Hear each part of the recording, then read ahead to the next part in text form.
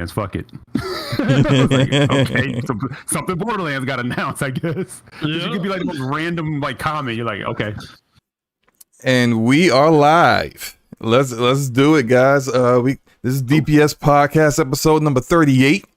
Number 38 out here. Can you believe it? Can you believe we made it 38 episodes of me and Forte ain't killed each other yet? It's amazing. I can sit here and say that you ain't even get nobody no warning before you hit that live button.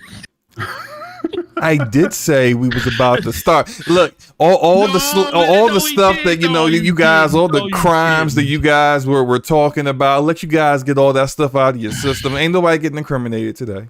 It's okay. It's okay. No. But no. All right. No, DBS podcast episode number 38. Once again, Forte, how's it going, bro?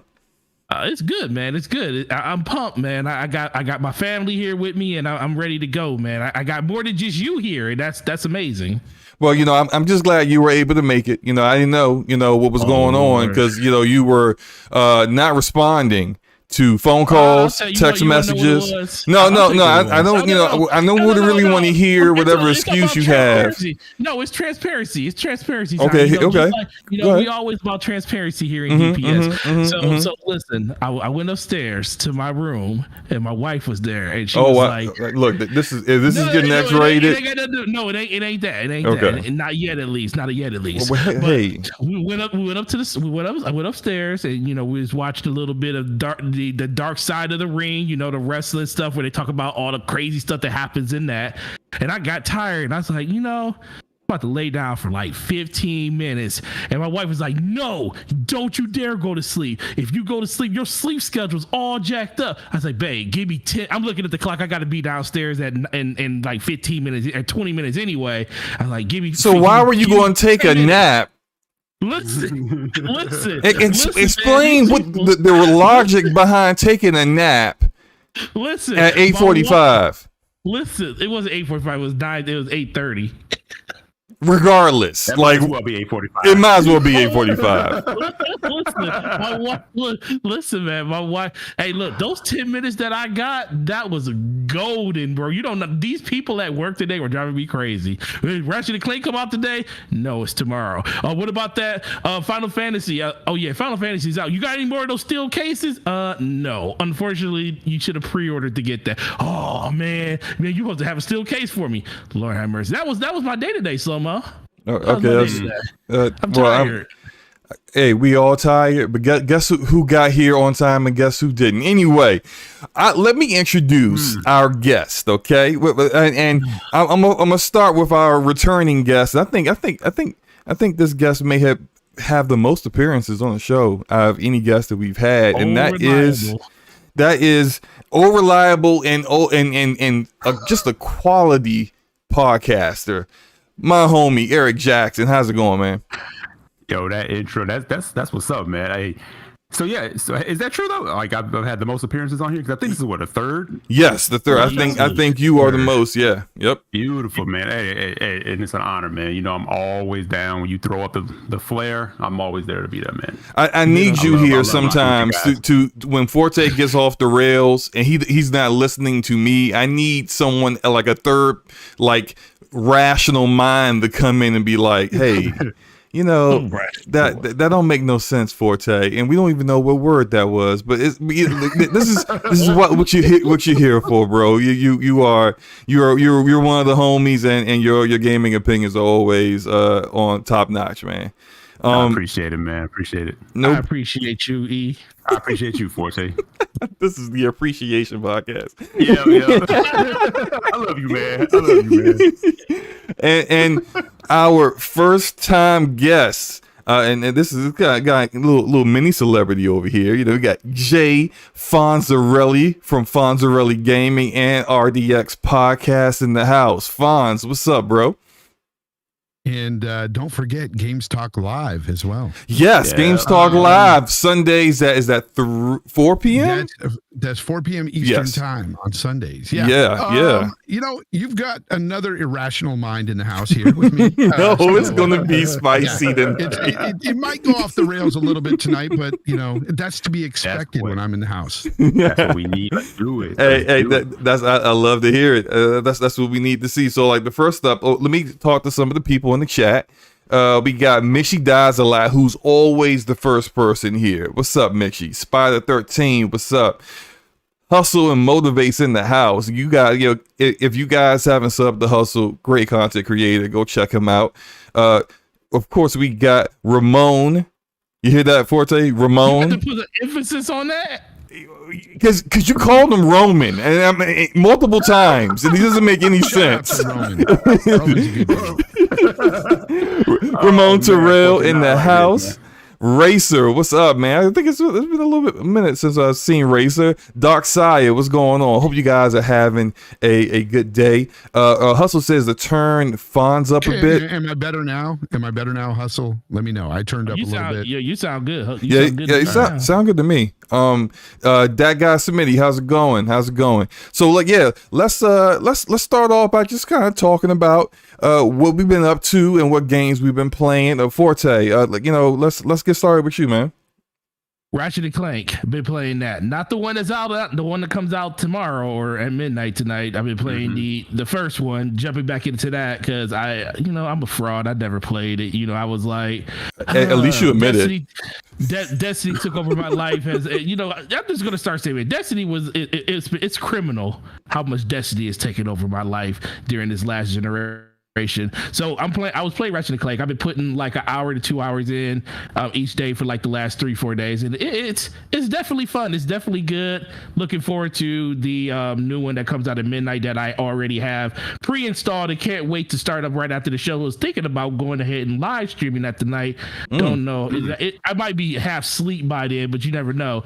But got energy for that, but I ain't gotta get energy for the show. Interesting. Continue. Listen. I am here to save you whenever you're in need when you need to be saved. Just remember that. Whenever you need to be saved, I am here for you. But outside of that, man, it's just nothing else. I was supposed to put, you know what? I'm just gonna say it now. Yeah, because I was gonna get into it. But go ahead. No, I'm just gonna fall on the sword. Look, Fonz, this is something that we do on this show. Your boy always falls on swords if he was wrong.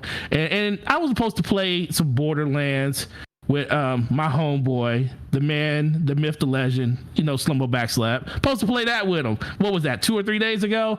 And once again, I disappeared and didn't answer phone calls, didn't see tweets, didn't see messages from him. And, I feel like a friend that let another friend down because, someone, I'm sorry. And just to know that won't happen again. I will be here for you. It is definitely going to happen again. Matter of fact, this is going to happen again before we get to the next episode. But I appreciate the effort. and the acknowledgement, that you flaked out on me. But it's all right. I had a good time. We ain't talking like that. Flake out, man. That sounds like some criminal stuff.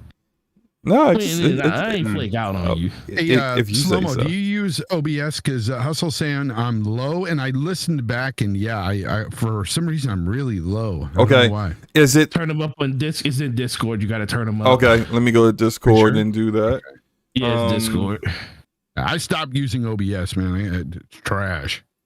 Use that StreamYards. I'm using now. I got you up to 135. Is that better? I don't know. Is that better, Hustle? Because for some reason I was really low. That was weird. No, you need to put him at a bill. What you got Eric Jackson at 100? You got me at 102 probably too. Yeah, I got everybody at the default, which is 100. So you need to turn him to 100 too. Well, no, Fonz was already at 100. Do 160. Oh, man, you put him above it. Okay, let's get you up a little bit higher. I just realized this some Halo gameplay. What? Yep. It's Halo. I've been playing a bit of Halo lately myself, man. What are we watching? Okay. Halo, man. Well, you say that like you Nadella's favorite game, man. Listen, right? I'm with it. I'm with it, man. Always down to play on some Halo. What map? What's the name of this map? I forget the name of this map. I don't remember the name. It's a Halo 3 map, but it was when I get to what I've been playing, and I got a little story to tell about good old Master Chief Collection, man. It's hilarious. Are you playing it on Game Pass or are you playing it on Steam? Game Pass. So you already know. You already know where that story's gonna go. But no, let's move on to Fonz. Fonz, what you been playing, man? Well, partly, some of the GOAT, Mass Effect 2. I've been playing some of that with the Legendary Edition. I'm almost, I ain't gonna say I'm almost done with it. Probably about almost halfway. And then I've been playing some Halo from the Master Chief Collection within Game Pass as well. Going through Combat Evolved, starting from the beginning. Right, nice, yeah. The thing is about that game though, sometimes I notice that there's like this, I don't know, like it's smooth, but then I'll get these stutters sometimes. Yes, I don't know why that happens. They still haven't fixed that. It's so weird. Like I noticed it when I think I was playing Halo 2. And in Halo 2, when you are you're still on Earth, when you go to a new area where how like you'll clear out enemies in one area in the open areas, get in the Warhog, you kind of drive to a new area. It's like getting into those new areas when they're loading in the enemies and the AI. It's like it does a little stutter, and it's so weird because like I'm playing on PC. And my frame rate's at like 144 frames per second, and it'll drop to like 90 out of nowhere, and it's just like, wait, what? And then it'll go back up, but it's like that drastic of a drop. You feel it, and it's just so weird. Why it's weird they still haven't fixed that. Let's get the super chat real quick. Enrique. $2 super chat says J Fonz # Loot Chest Radio Jack Sup SloMo and Forte. What's up, Enrique? How's it going, man? My bad. Go ahead, Fonz. Yeah, no. That's all I've been playing. When I get time. Other than that, been playing the YouTube game. The algorithm game, Yeah, that's a fun game. That's one that I'll never crack. It's so weird, man. YouTube game that you'll never beat. Man, that algorithm is hard, man. It's harder than From Software for sure. Is it one of those things that once you kind of feel like you have it figured out, then they switch the whole damn game up on you again? Oh, of course. Like, what's this new DLC? You have one great video, and then it'll do well, and then all of a sudden the next one will flop, and you'll be like, "Oh man."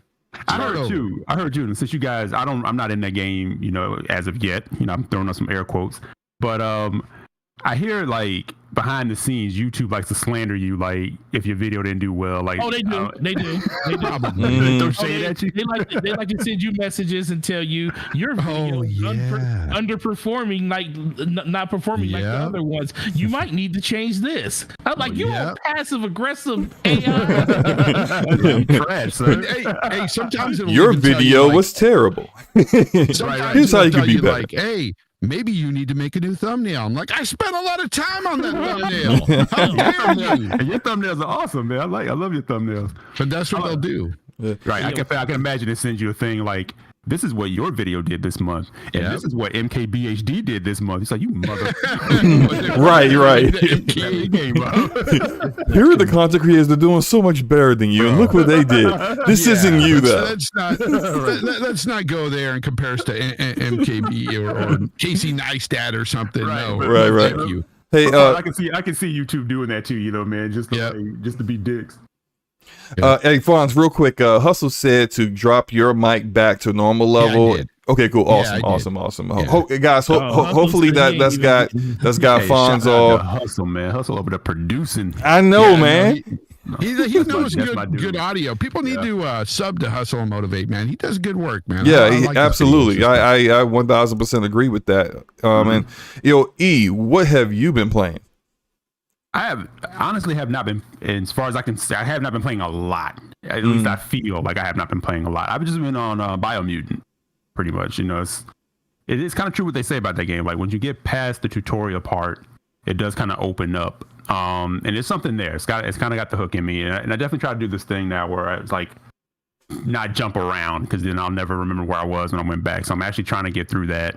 I have a stack deck coming up, man. We'll get into that as the show goes on. We talk about some of these other games, but yeah, it's been all Biomutant, man, and not a perfect game in any way, but it definitely has something there. And it's one of those games where you kind of look at it and you say they're on to something. I just think they need a little bit of a bigger team, a little bit more refinement, and another shot at it. I can definitely see this game becoming like a cult classic. Yeah, I can see that too. Yeah, but yeah, like I said, definitely something there. It does suffer from the whole vomit a bunch of icons on the map and then you go after them. And if you're anything of an OCD gamer, that's never really like the best thing, because just like I have to clear this whole map type of thing, as opposed to trying to get through and finish it. And I'm kind of stressing on that because there's like so many games stacking up in the month of June. So right, but no, overall enjoying it. Definitely enjoying it. Let me get this super chat real quick, because I think it's very pertinent, and I think it's something that our homie here, after his passion, has definitely been listening along on all the episodes that this has occurred, which is like this is 37 episodes so far, probably like at least 34. Lord, after his passion with the $5 super chat says, make sure Forte doesn't eat on the air today. Yes, and I agree, Forte. Yeah, no eating on the air, man. Like, I hope you got all that out ahead. I ate earlier. So, like I told you, now that the store closes at 7:00, your boy can actually come home and eat something before the show and not rush. Okay, that's awesome, because we definitely didn't want to hear the smacking, like all the mouth noises and stuff. Stop it.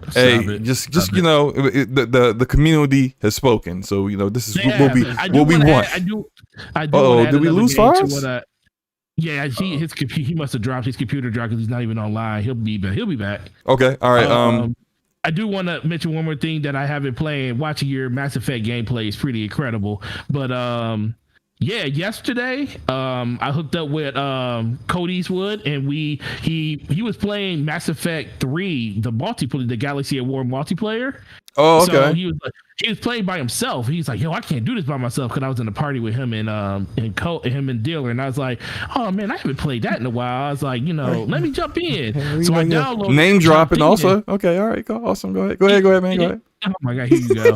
So here you go. 2:00 in the morning, sir. So I jumped in and like, yo, I need them to hurry up. I need EA to bring that multiplayer back, man. They're not. So fun. They're not bringing it. They're not going to bring it back. Yeah. But dude, it actually, I recorded the gameplay from it. It was like, for it to be a game, it took a minute to get used to like the visuals of the game again. But for it to be a game that came out it did come out a decade ago. Yo, it still holds up. Like, I was like, yo, it's Mass Effect 3, and Mass Effect 3 definitely holds up compared better than the other ones. But playing that multiplayer, yo, I was like, yo, look, heads popping off when you use the Matlock and stuff. I was using the Black Widow sniper rifle. I was like, man, this is what I remember in Mass Effect outside of just the single player. There was so much time that you could put into that multiplayer. It's a shame that they aren't bringing that back, man. Because if they did, I would happily sink hundreds of hours into that thing again. Yeah, there was and within the Mass Effect community, there were a lot of people who were, not a lot of people, but the people who still play Mass Effect 3's multiplayer. Like, I actually, a couple months ago, jumped into it on PC and was surprisingly getting into sessions with other players who were like, levels were like so much higher than mine. It was ridiculous. But the fact that you can still find people and get people in, I thought that was pretty amazing. And there, I know a lot of people were a little bummed out that they didn't update that and have that within the Legendary Edition. But then resources and it's a whole different level of just trying to get everything squared away correctly. I could just imagine how much problems they would have had trying to get the multiplayer right, while also trying to get 2 other full games correct as well. It just probably was a little too much. Yeah, probably so. Plus, with EA now getting off their back about forcing multiplayer into all of their games, maybe they just didn't want to. You know, that's also something that I'm pretty sure they wouldn't admit, but is potentially another reason why it's not there. But who knows? Who knows?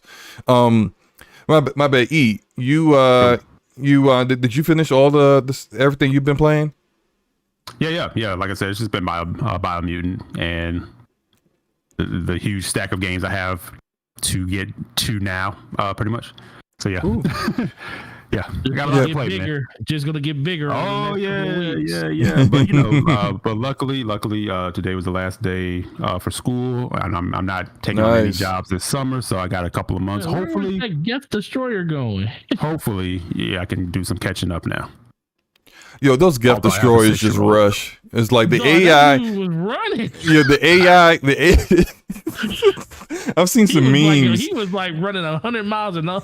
I've seen some memes going in on the Geth Destroyers in Mass Effect 1. They're pretty funny because they're basically the AI is just like no other. Basically, the AI is we'll shoot, take cover, and then rush you. That's it. That's the only right. Like back then the AI they had, you know, for Mass Effect 1. You can definitely tell how it improves as you get through the games. But good grief, like that first game was a bit of a struggle. They may have improved the shooting and the cover shooting mechanics, but that they ain't touched the AI. It shows. Hey, Fonz, you good? Because I see you've been popping in and out. Yeah, I tried. I set all my stuff back down to just 100% on my end, and I tested some other places too to see how I would sound it back. Mm-hmm. But for some reason on this show, I'm just not coming through right. It's man. Weird, hey guys, is Fonz still too low? Because it's almost like I'm low, but also overdriven at the same time. It's really weird, dude. I've never heard that. That is strange. But okay, so chat, is it just Fonz that you guys are like not having the weird audio with? Yeah, Fonz, don't change anything else. If the chat says that you're too low, I'll make some adjustments on my side for Discord because me hosting it's literally everything that I'm hearing that is in my OBS that's probably causing whatever issue is going on right now. So don't worry about touching anything else. I'll make any further adjustments so you don't have to worry about it. Okay. For me. Let's see. As you can see from some of the gameplay I'm showing, I played a lot of Master Chief Collection. I'm gonna get into a little funny story about that. I was talking about it on Twitter a little bit earlier this week too, but also more Mass Effect Legendary Edition, of course. This gameplay is a little bit older. I'm already past Mass Effect 1, and I'm like probably halfway through Mass Effect 2 at this point. Loving it, of course. Tons of screenshots. I did play the Final Fantasy VII Remake Integrate today. I didn't do Intermission, the new DLC. I did buy it and I have it installed, but I figured let me go ahead and just go through the game again because I wanted to go through it again anyway. So I'm going to play through it again, and then once I get to the end of the game, then since Intermission takes place after the game, then I'll just go ahead and start Intermission then. So it may take me a few weeks to get there. But so my Master Chief Collection story. So I'm playing Master Chief Collection on PC. Do Game Pass on PC. And if you aren't aware about how freaking ridiculous the Master Chief Collection has been when it comes to its issues and stability on PC. Now, it's weird because on Steam, which isn't even Microsoft's platform, it's fine. People have no issues. And maybe I just need to go ahead and just buy it on Steam. That might be my next step. Because playing it through Game Pass in the Microsoft Store is such a headache. And so I was playing the game, enjoying multiplayer, just really getting into it, getting a little hyped to see some multiplayer at the Microsoft E3 show on Sunday, just enjoying myself. And then I decided because I got dual monitors, I see my notifications popping on my second screen, but I can't see because it's a tab and I can't see Twitter. So I go alt tab out to look at that, and then Master Chief Collection just disappears. Now, when I say disappears off my primary monitor, I don't mean like, oh, it just minimized, which happens sometimes. No, it disappeared. Like it wasn't in the taskbar. I checked Task Manager. It wasn't running, but I hear the music of the game in my headphones. And I'm just like, what? What is happening? So I said, all right, like, I go find it and all the way at the bottom in Task Manager, showing that it's running. I kill the process. Let me go ahead and restart the game. I restart the game. Guess who's banned from multiplayer? SloMoBackSlap. And I'm like, why am I banned from multiplayer? I don't understand. The multiplayer match didn't even start yet. I was in the whole process of them finding more players, but it didn't start yet. That's ridiculous. Why am I banned? So it said, you can start again in like 2 minutes. So I said, okay, all right, well, let me go ahead and wait 2 minutes and then I'll play again. I'll wait 2 minutes. I don't get the you're banned from multiplayer message anymore. But every time they put me in a queue, they kick me right back out. And I'm just like, what am I doing here? I don't understand. Why is this not working? I want to play your game. Can you let me play the game? It's just so yeah. I mean that's been my struggle with that. It is what it is. I think I'll probably make a decision on it. Probably whether I'm gonna start playing it on Steam and just buy it on Steam. I have no idea how much it costs on Steam, but I see now why so many PC gamers are just like, you know what? Even though I got Game Pass and I can play it through Game Pass, I'll just buy it. I'll just buy it where it's stable, so I don't have to deal with the headache. I get it now. I get it completely.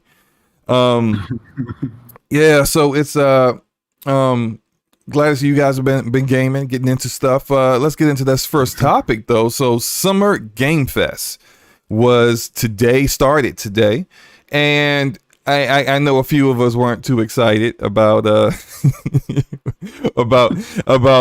some of what was shown, and some of us were a little bit more excited than others.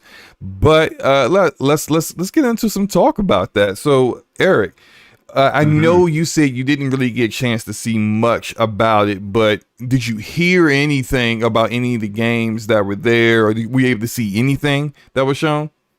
Yeah, actually, as we've been chatting, I've been kind of like going through some of the trailers that IGN posted up. I didn't see any of his actual presentation, so I have no idea. I did see at one point Kojima was on there, which wasn't surprising. And of course it wasn't. Of course. I saw some of the replies on Twitter based off of that, but overall, I think I saw like some pretty good excitement around some of the things that were announced, and then of course some things that people felt that they could just leave by the wayside. But it seemed overall the presentation was kind of boring. It's kind of the vibe I got from people, and then I heard what you guys were saying when we came in before we started the show. So yeah. Interesting way to kick off things, and I can't be too judgmental. Like I said, I didn't see it, but some of the games I saw look good though. That's what it's about. Yeah. Fonz, I know you have a very interesting opinion about what you saw today. How did you feel about Summerfest event? Pretty garbage. Didn't really nothing there for me. I should say that. I know there's probably something there for other people. You've stated that you liked a few games that they showed. For me, it really wasn't anything special.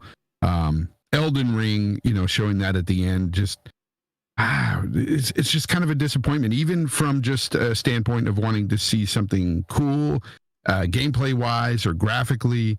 I didn't really get that from Elden Ring. It's that old engine they're using. It just looks a bit dated, looks a bit tired. It looked like a remaster of a 360 game.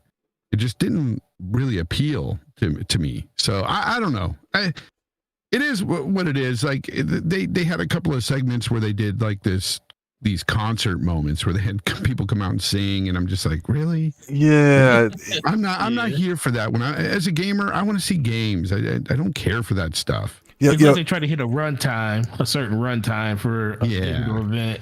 Jeff is he's so like, that's his thing, and like I like his shows, and I feel like the VGAs is better each year. The VGAs is better than the previous year. Like, I think he's really nailing that, and I love the Video Game Awards. I look forward to it every year, but his obsession with musical acts is just so, like, dude, you don't have to put on a concert. Like, you don't need to be bringing in Weezer and Green Day, and it's always some like 90s rock band he brings in for every show. And it's like, look, I don't mind their music, but I don't care for it right now. Like, I don't want it like, the orchestra renditions of songs and stuff, and that's just like, dude, no, I don't want to hear it right now. But yeah, I definitely feel you on that, man. And somebody in the chat, Mitchie Dies a Lot, said Elden Ring looks very good. I don't think it looks very good, man. Like, seriously, from a graphical standpoint, like the trailer to me, it just has a dated look to it, including the animations. Like, to me, it's just it didn't hit, man. I don't know. So I looked through it. It looks good. I mean, it doesn't look like the best game ever. No, I mean, when you look at it in comparison to like Demon Souls, remaster. No, I mean, because that's definitely pushing like a more modern graphic. So it'll be interesting to see when they do the updates, because it is right now they're showing that and running on like PS4 and Xbox One. One. That's why. Yeah. So it's a cross-gen game. But I think for what's there, I mean, I think if you are definitely like a From fan, it's like, it's for you. It's for you. So what you're kind of getting into.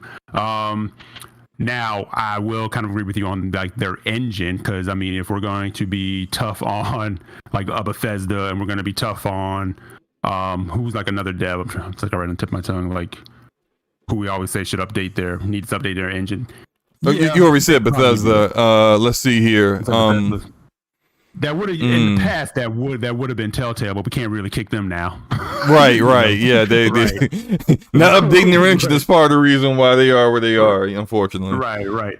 So yeah, on that side of it, Fonz, I get what you're saying. But when I look and I see this, I'm like, I'm seeing a lot of what's been learned from doing Souls, doing Sekiro, doing, these things, like they're kind of putting it all in there. Then you also, you add, like the Game of Thrones portion to it. I think it's something there. And then on top of that too, I mean, it's January. It's still January, so they still have time to add some polish and stuff. But so not disregarding at all what you're saying. I definitely see some of that concern there. But I think overall, I was impressed with what I saw. But that also too might be, You're a Souls fan? I might be standing a little bit. Are you a Souls fan, From Software fan? That could be it. Yeah. I'm not anymore. Like, I played through Bloodborne. I had a blast with Bloodborne. Beat that game. Sekiro kicked my ass, and not going back to a From Software game again. Mm-hmm. Now I'm not as hardcore as like some of my other counterparts, like Luca and Erica. Like I play the ones that like I can get around to, and so like Sekiro was one of my favorites. The Bloodborne, definitely one of my favorites. I'm just a bit salty. I'm just a bit salty. I got my ass whooped by Sekiro. Hey, Sekiro was no joke, man.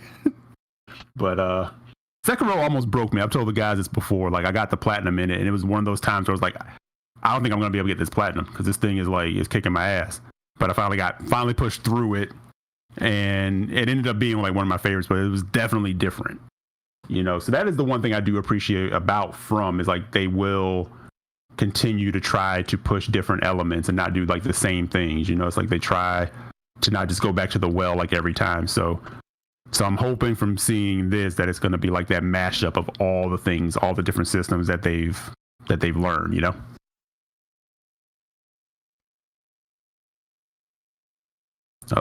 Oh, did we lose Fonz? There we go. Lose Fonz again? No, he's back. Okay, there he is. So yeah. I kind of agree with you guys. I I'm not much of a From Software fan anyway, so these games, I'm never really into these games anyway. But it's always interesting hearing from the people who are FromSoft fans and fans of the Soul series and those kind of games about what they thought about it.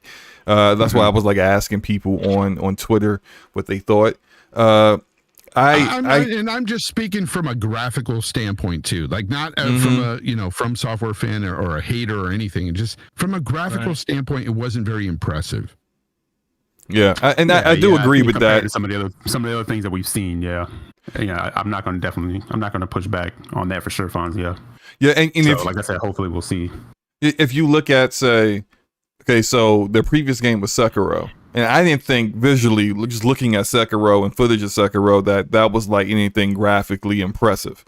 But then you go from there, then you see what Bluepoint did with the remake of Demon Souls, and that looked amazing visually. And then you go from there to Elden Ring, and it's just like, it's almost like if Demon Souls remake didn't exist, then it wouldn't be such of a glaring like difference with the visuals for Elden Ring, because here is another one of your games that is done by someone else, but it looks better. And it kind of seems like, although they may be a master at what they do in their kind of gameplay, visually they need some work. How so Motivate said, isn't Elden Ring open world? If that's true, then that could be a possibility. That could be a reason for it as well. Yep. Because in order to render a whole world, you're gonna have to kind of draw back on some of the visual assets that you would have if it was a quarter kind of thing, or mini maps or mini open worlds and stuff like that. I did make a couple changes on a filter I had for my desktop audio. The chat, let me know if that has fixed maybe because some of the issues, because I saw you type that it sounded like Eric was overdriven. Me and Eric were both a little bit sounded overdriven. Okay. Because I've been messing with it behind the scenes or listening back just to hear what we're sounding like. Yeah. Okay. All right. Well, hopefully that kind of fixed some of the issues, and my bad on that, guys. I didn't want to have the audio sounding terrible, but Forte, what did you think about the show, man?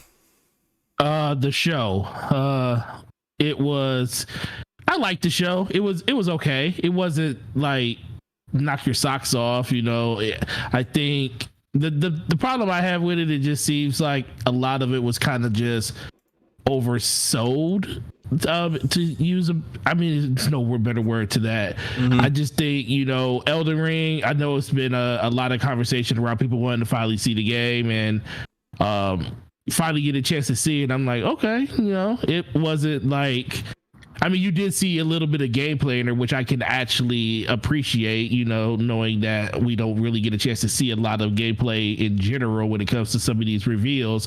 So I actually get them high remarks for that. I just think overall that it dragged on quite a bit. Like I was at work and I was checking it out when I could check it out in between. And then like Fonz and E said, it was a lot of pondering when it came to like showing off different bands and stuff, and then you had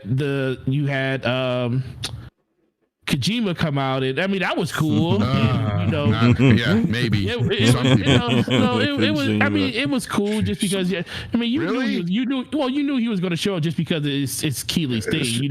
But he sat there and spoke a while, and then all you saw was Death Stranding on the PS5. I'm like, really? No announcement, nothing cool.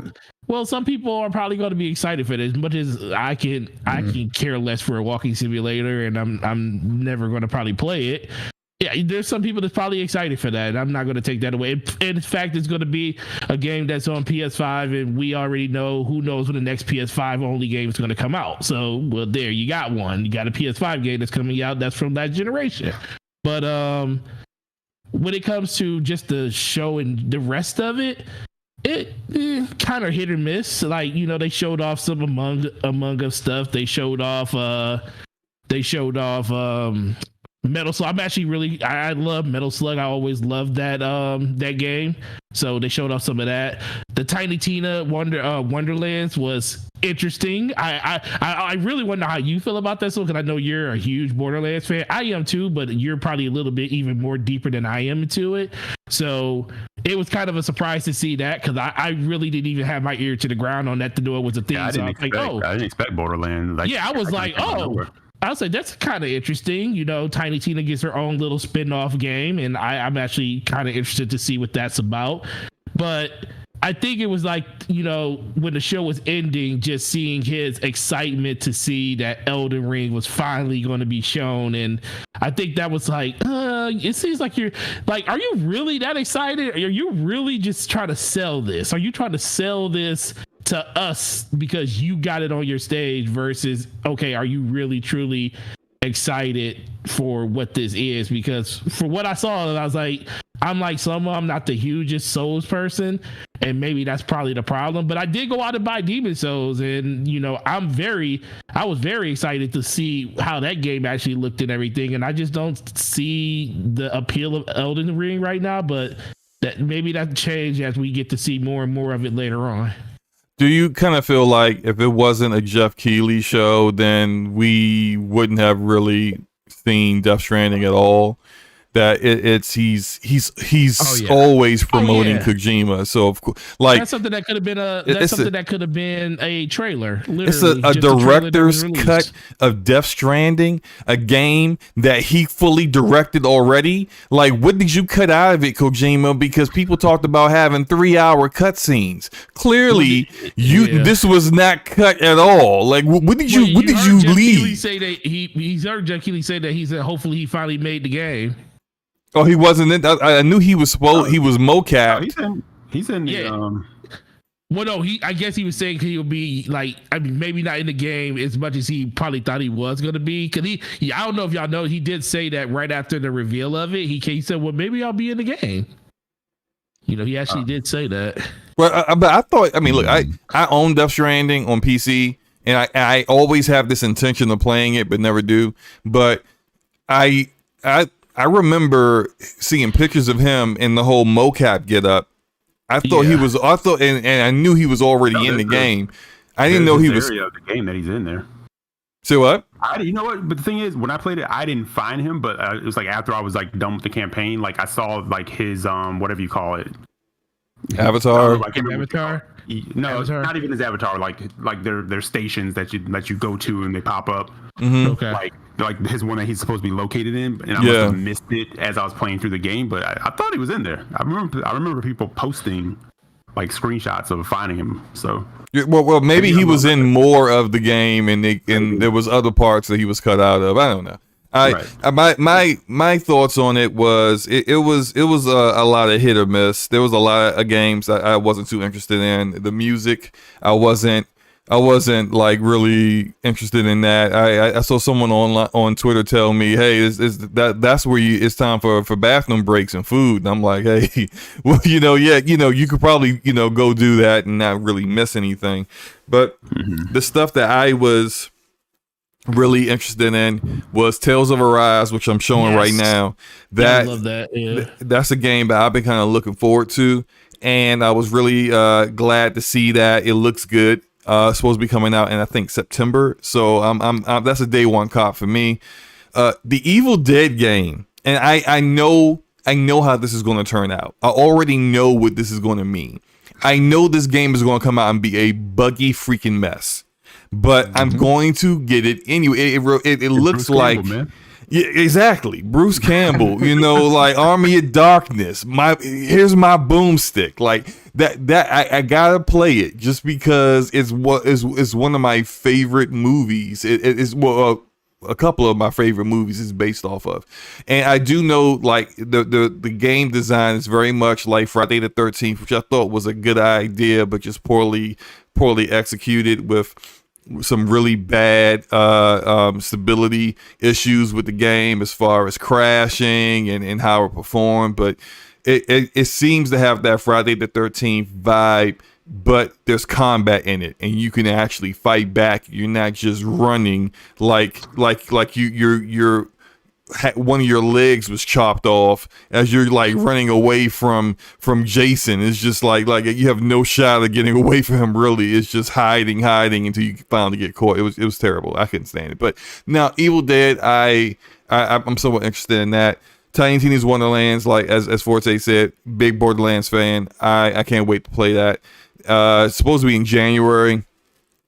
I think it might get delayed, but I remember hearing, I think it was Jeff Grubb who talked about this ahead of time, or maybe it was someone else that kind of leaked that there was a Borderlands game. It may have been Jason Schreier, but regardless, I was kind of hoping for a Tales from the Borderlands 2, like a season 2 of that. I love Tales from the Borderlands, one of my favorite games, and. But getting this isn't that bad, especially if you played Tiny Tina's DLC in Borderlands 2. It seems to have that kind of Dungeon Master vibe that she had in that DLC, and that was great. That was probably one of the best DLCs I ever played. So if it can recapture that, and I'm hoping Gearbox can do that, because story-wise, Borderlands 3 really didn't hit with me very well. So I'm really kind of hoping they can get it back. From long-term... I'm sorry, that's what I hear from longtime fans, because we've talked about this. Like I never really finished any of the prior Borderlands games, and Borderlands 3 was like the first one I played, from beginning to end. But what I always hear from fans of the game is the gunplay is on point, but like the story itself was like the weakest of the series. Yeah, absolutely the weakest of the series. Gunplay was everything that you enjoyed from Borderlands 2 and then some. And the story was just bad. The antagonists, the twins, they don't measure up to Handsome Jack in any way, shape, or form. They just don't. That's hard to do. Yeah, even if you weren't a Borderlands player, everybody knew Handsome Jack. Yeah, Handsome Jack was great. He's so funny, and then you would feel bad about laughing at some of his jokes that were just like, yo, that's really terrible.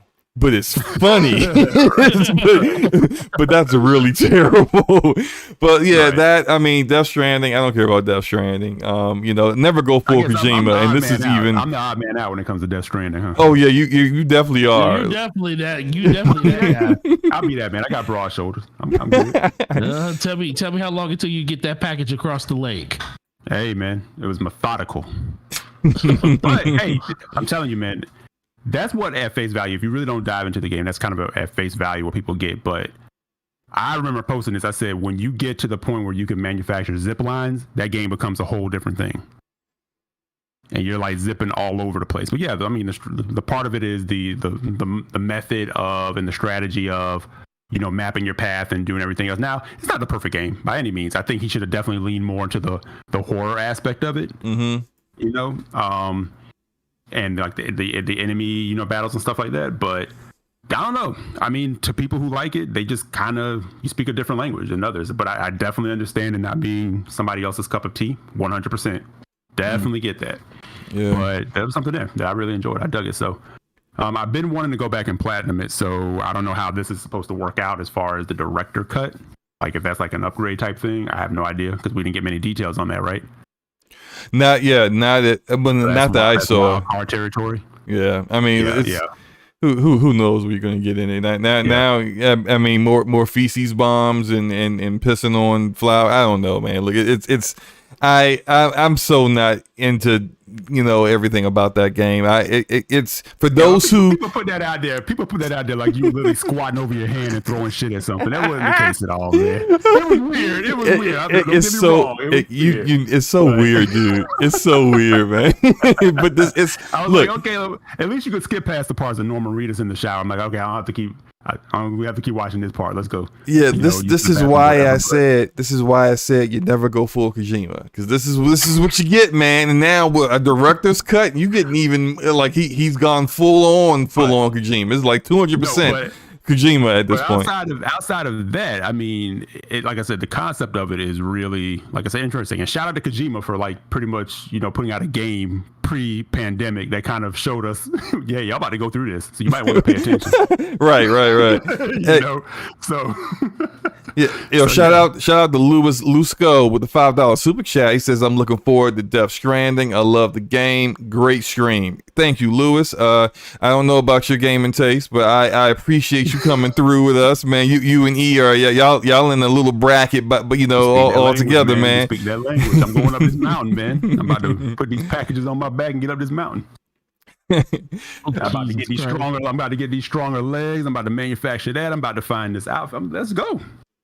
Cool. Well, look, hey, that's Summer Game Fest in a nutshell. It was a lot of games that seem to really only resonate with a few. You know, like it seems like everybody, except for Fonz, got a little bit of something that they were really like looking forward to, but it was just a little bit. But that's what I wanted. That's what I wanted to ask Fonz. I have a question for you, Fonz. I need you to tell me, what do you, when it comes to shows like this that aren't, you know, particularly like Xbox or PlayStation, mostly when they do a bunch of just different a mosh pit of a bunch of different genres and games, what is it that you think they need to do better to appeal to you as a gamer that looks at this stuff? I think they need to do less with the theatrics, more with gameplay. These shows are notorious for always like pushing, like, again, like these mini concerts, or, you know, having too many people on stage, just, or not even on stage, but through video talking.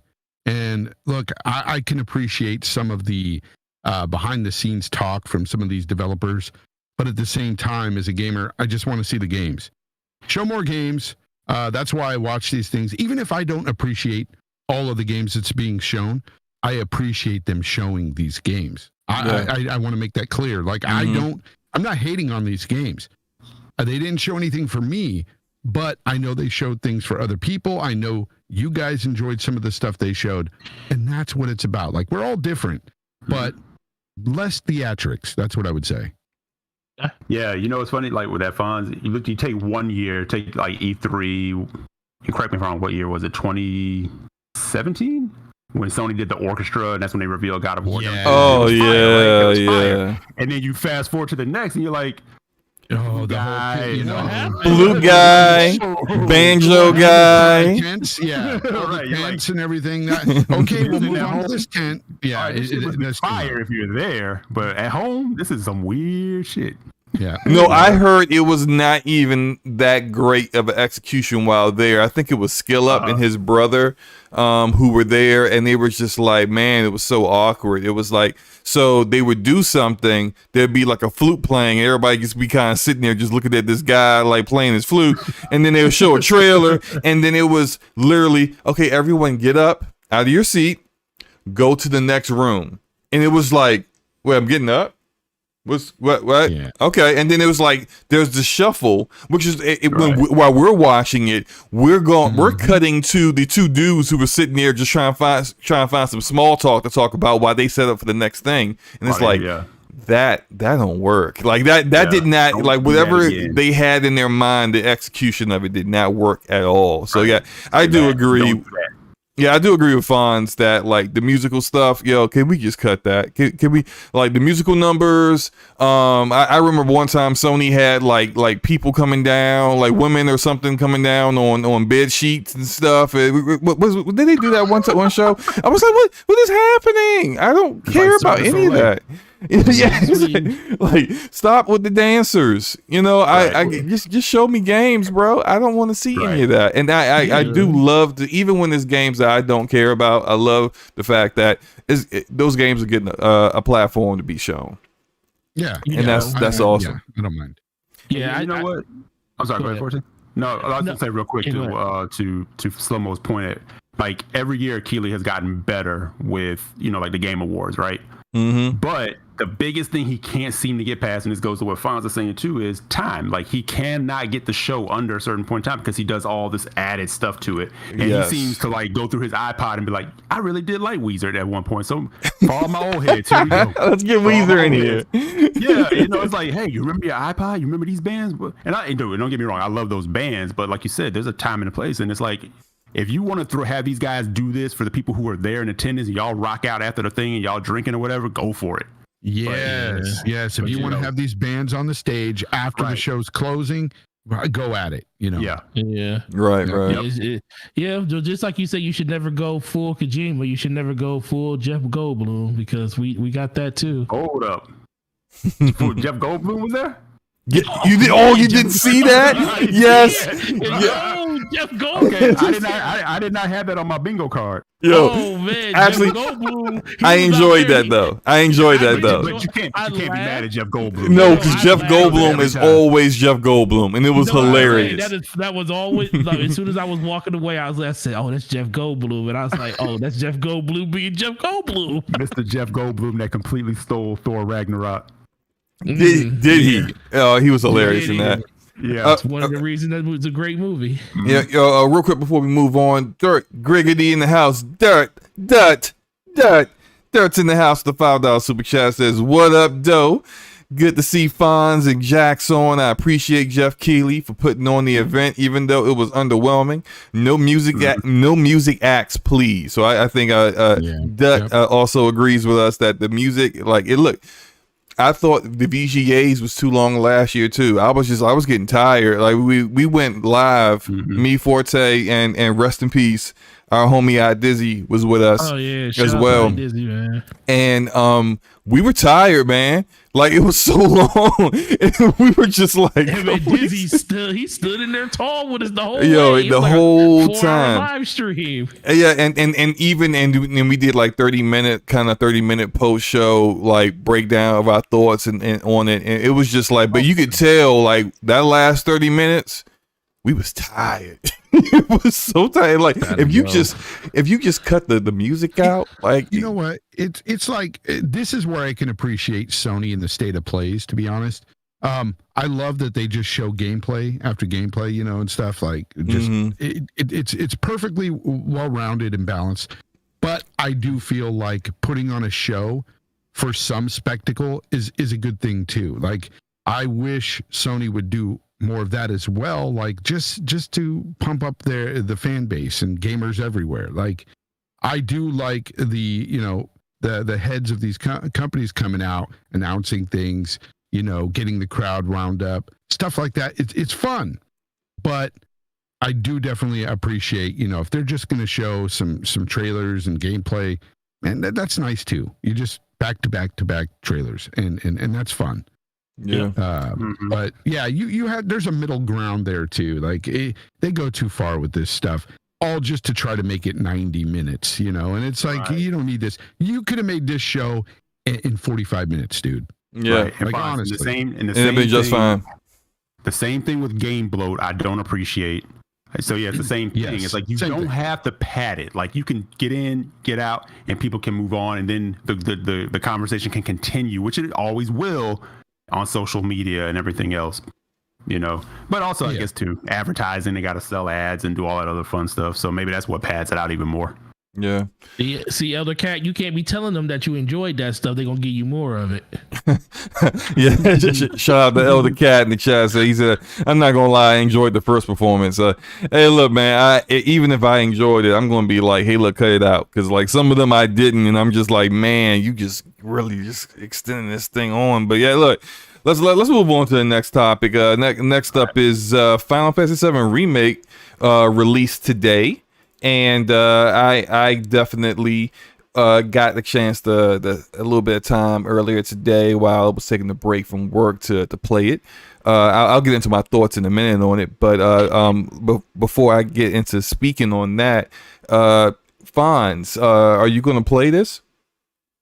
Definitely, I'll play it. I haven't got around to picking it up and did you play the remake on PS4 before the upgrade? Of course, on the Pro, yeah. Of course, loved it. Love Final Fantasy VII. That's my favorite from the series. So yeah, definitely into it. More than six? More than six? Yeah, more than six. Fonz, I thought you were a man of culture, but I see now. Look, I love the whole Sephiroth, and dude, it was a great freaking. What for me, it was a time in my life when, really, I the first time I saw this game Final Fantasy VII, the original, was when I was in my early 20s.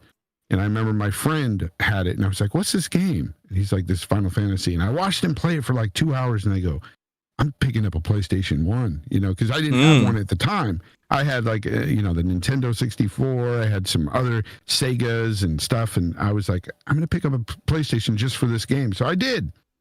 And he was my best friend at the time. He since committed suicide. So this game was like special to us. Like, it was a bonding thing. Yeah. And so it just holds a special place in me. So that's why. But that makes total sense. And then I'm sorry to hear about your friend, man. That's always tough. No. It happened years ago. But like I'm just saying, like that's why Final Fantasy VII to me is like the GOAT. Cool. I can understand that, man. Are you going to get intermission as well?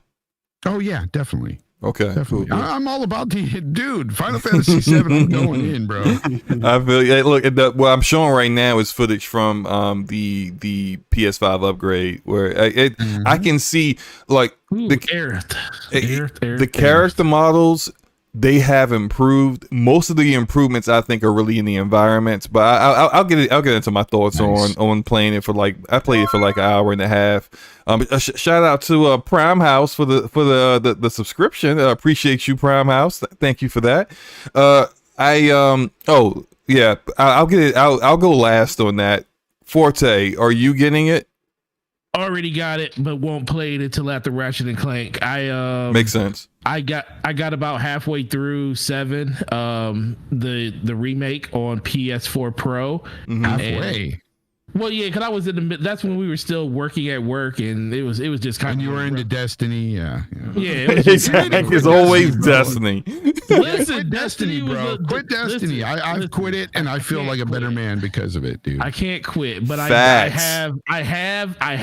have cheated from time to time over the course of the beginning of this generation. So that is as best as it's going to get until I completely sever my ties from that game. I don't know when that's going to be, but I'll be honest. I really quit Destiny because I'm way far behind everybody. Exactly, Fonz. Exactly. I ain't going back through that. Yeah. See, as long as I can find time to get in there whenever a new season starts, maybe that will be when I quit, when I don't start. Like maybe something drastic might happen, knock on wood, that I won't be able to start when a new season starts because I just ain't got time. And then I'll be like, I really don't want to try to get caught up. And then I'll just probably fall off. That's kind of what happened with Warframe when I fell off that game. But I bought it. I already bought it. I bought it today. And I was like, do I even want to install this game? Well, Warzone was looking at me in the eye, was like, no, you don't. You ain't going to install this game before you install Ratchet and Clank because I'm taking up 386 gigs of your hard drive space. And I'm like, yo, I definitely ain't installing this Final Fantasy because all I'm going to do is delete it when I get Ratchet and Clank. So I'm just going to beat Ratchet and Clank first. Then I'm going to do this. But the only reason I'm only halfway through Final Fantasy is because when they announced that this version of the game was coming out, I was like, that's when I asked SloMo, was your progression carrying over? He said, yeah. I was like, well, shoot, I'm just going to wait until the PS5 version comes out to finish it. Okay. So that's the only reason I haven't, because I would have beat it by now. Because like you, Fonz, I do say Final Fantasy is my favorite Final Fantasy. It's not the best Final Fantasy. I still think 6 is the best one, but 7 was my first, and I appreciate it just because it was the one that got me into the genre. It kind of opened up my eyes to the JRPG realm in games. Like just like you, I watched somebody play Final Fantasy 7 for the first time on PS1, and I was like, yo, first of all, he was stuck in the winter. He was stuck out in the snow trying to find what direction to go. I was like, what the heck are you doing? I'm trying to find which way I got to go to get to the next part. He's just running around in circles, spawning enemies and stuff. Exactly. I was like, yo, I said, you out here farming. He's like, no, I'm literally lost. I'm like, okay, cool. But then he got to the next part, and I was like, yo, this is fire. And then I just, fell in love with Intergrade. Yeah. So Intergrade, can you get that standalone, or you have to buy the whole remake on the PlayStation 5? You got to buy the whole remake. Yeah. See, wait, no, wait. No, you can do an upgrade. No. It's an upgrade. It's a $10 upgrade. Wait, no, it's not. Wait, hold on. No, this is what it is. If you want intermission, so like if you already own purchased Final Fantasy VII Remake on PlayStation 4, all you need to do is just install the game, upload your game save, then install the PS5 version, and then download it, and you're on the down. Like you get the PS5 version for free. Nice. Now, Intermission, which is the Yuffie DLC, is separate. It's $20 for you. Now, if you haven't played it at all, if you didn't buy it at all, or if you got the PS Plus version of Final Fantasy VII Remake, then you will need to buy. Yeah, you bought it. Oh yeah, but if you're like, let's say someone listening didn't, then you would need to buy the full Final Fantasy VII Remake Integrate, which would be the PS5 version of Remake plus Intermission combined. Intermission, right. The only reason why I asked, because I looked it up just now, I was like, I ain't paying $70 for this same game again with a little bit of extra. Right. Which is like, you know what, we're gonna get into a little bit of conversation a little bit later about cost of games, and I would have my thought on that as an example later. But Eric, did we get your thoughts on it yet? No, not yet. Go ahead. I have it lined up. Ready to go. I had the physical version on PS4, right, and had not gotten to it, and it got to the point where I was like so behind on other games, and I said, you know what, I'm just gonna go ahead and wait for whatever this PS5 version is gonna be. And I was like, so I've been dying to play it, even when I had it on the PS4. So I said, you know what, I just went ahead and picked up Integrate, got it preloaded. I'm ready to go. So. Gonna get to it soon. So this is where that conundrum comes in, because like I do want to knock out Biomutant and be done with that, and I have Ratchet and Clank lined up, Final Fantasy VII lined up. So yeah, I'm gonna be busy, man. Yeah, I definitely feel you on that. I myself, I just love this game. And you know, you Fonz and Forte talking about your history with Final Fantasy. I was all in on this game, and this game back in the day, 25 plus years ago, was the reason why I bought a PlayStation. I was back then I was in like 9th grade, I think, and I was such a Nintendo fanboy. Like I was just like, Sony's getting into game. Yeah, you was a Nintendo fanboy? I was a Nintendo man. No, hold on. Let me say, I loved my favorite console ever is still the Super Nintendo. And it's my favorite console because some of the best games. Yeah, it was great. Some of the best games I ever played was Chrono Trigger, Final Fantasy VI. Those were back then my two favorite games, and still one of my favorite games of all time. I'm gonna back you up because I'm gonna say this. A lot of people, they hear us say nowadays like, "Oh yeah, I used to really love Nintendo." It's because back then Nintendo was a different company. Their consoles would come out, and they'd have traditional consoles, and they'd be the market leaders. They'd be the ones pushing innovation as well. So they were always on top of things. So they had multiplats like they really don't have today. Right. And that's why back then, you could say I was a Nintendo fanboy or a Sega fanboy, because back then they really all had the multiplats and everything. Like it was different. It was a different time, man. Yeah, right? Yeah. It's fine because you remember. I'm sorry for SloMo. Oh, go ahead. But you remember even up until like PS1, you still had dudes going back and forth with each other. So, wait till that N64 drops. It's gonna be a wrap. It's gonna be a wrap. I was one of them. I was one of them, man. I still loved my Turok. Dude, N64 was the N64, the wrestling games. Don't get me started. Don't get me started. I love the N64, but it was definitely Sony was doing something different. I remember being in the back of the bus arguing with my friends about PlayStation, and like, look, I was so like, look, there's Nintendo. I get my Nintendo, and then I eventually get my Sega. I don't know what a PlayStation is. That was my mind frame back then. And then the announcement came that Final Fantasy VII was coming to PlayStation, and I was just like, wait, what? What's going on?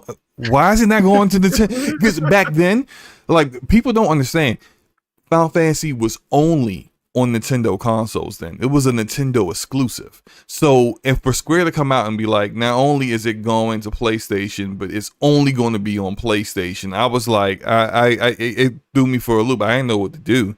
You know, I was kind of like some of these PlayStation fans who are Bethesda fans, right? You know, nowadays they don't know what to do. They're like, do I have to get an Xbox? Like, yeah, you gotta get an Xbox now if you want to play it, right? So, I had to make a decision. I was like, yeah, I'm getting the PlayStation, man. I gotta get this Final Fantasy. So when I first saw the screenshots in the video game magazines, it was a wrap.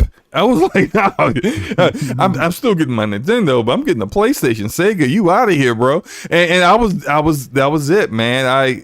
Final Fantasy VII was so good. You know, it was such a good story. Cloud, like the mystery of Cloud in the beginning of like what's up with this his brain, his memories, what's going on. He's so mysterious, and the realization of what was really going on with him. Amazing writing. Yeah. Sephiroth, one of the most iconic, greatest villains of all time in video games. Like, you just, it's a great game, and yeah, anytime, like, this is just an excuse for me to go back and play through it again. Like, I'm not some of these other guys who are just like, oh, they're changing the game. Look, man, it's 2021, bro. Like, you really want to play a turn-based, like turn-based Final Fantasy? Come on, you know. Not only that, I hate the argument that you've already played it. You know, there's a lot of differences within this remake that make it feel like a brand new game. And you know what? I don't want to do spoilers, but if you, I have I'm not going to talk about the ending. It's totally different. Yeah, I have a video breaking it all down. Like, for those who haven't played who played the original game but haven't played this, I would kind of give you a hint. It's more like a sequel than an actual remake, and just leave it at that. But yeah, it's awesome. The way it plays, the 60 frames per second, top, thumbs up. It's so smooth, and the combat is so good that like I caught myself because like Forte, I was gonna not play it because Ratchet and Clank is coming out tomorrow, and so I was like, I don't want to start it and then stop it to play Ratchet and Clank and then come back to it. But then after playing it today, I was like, you know what? We're going to talk about it tonight. Let me get some footage of like the first mission at the Mako reactor. And I'm playing through it. I'm just like, yeah, I think I might have to be playing this and Ratchet and Clank at the same time because it's just so good, man. Oh man, I love it. I can see the little differences they made in details on the character models, which were already phenomenal from the PlayStation 4 version. They just made them that much better. But you really see more of the differences with the visual upgrade, with the environments like that. I saw a screenshot of the famous door at Cloud's apartment that looks like it's from like PlayStation 2. Like they definitely made that look more modern. It looks amazing, and yeah, I'm gonna have to just play all the way through it again because I freaking love this game, man. And it's and that's why I said, you know what, I will chance the potential spoilers of not playing Intermission immediately just to go through it all again and then get into Intermission the way it's supposed to be. So I absolutely freaking love it. Something I did want to ask you guys though, where is the release of this game on other platforms? Because it's been over a year. It ain't coming. It ain't coming. They locked this up for longer. Yeah. Oh, so you ain't gonna play it on your PC, SloMo. Now, look. There's rumblings that what you got, Square Enix and Sony just have such a great relationship, and they've got a backroom deal going with this game. They're not putting this out on Xbox anytime soon. I kind of feel like if we don't see any announcement after E3 on this from Square stage or Xbox's stage, yeah, it's not coming. It's just not coming.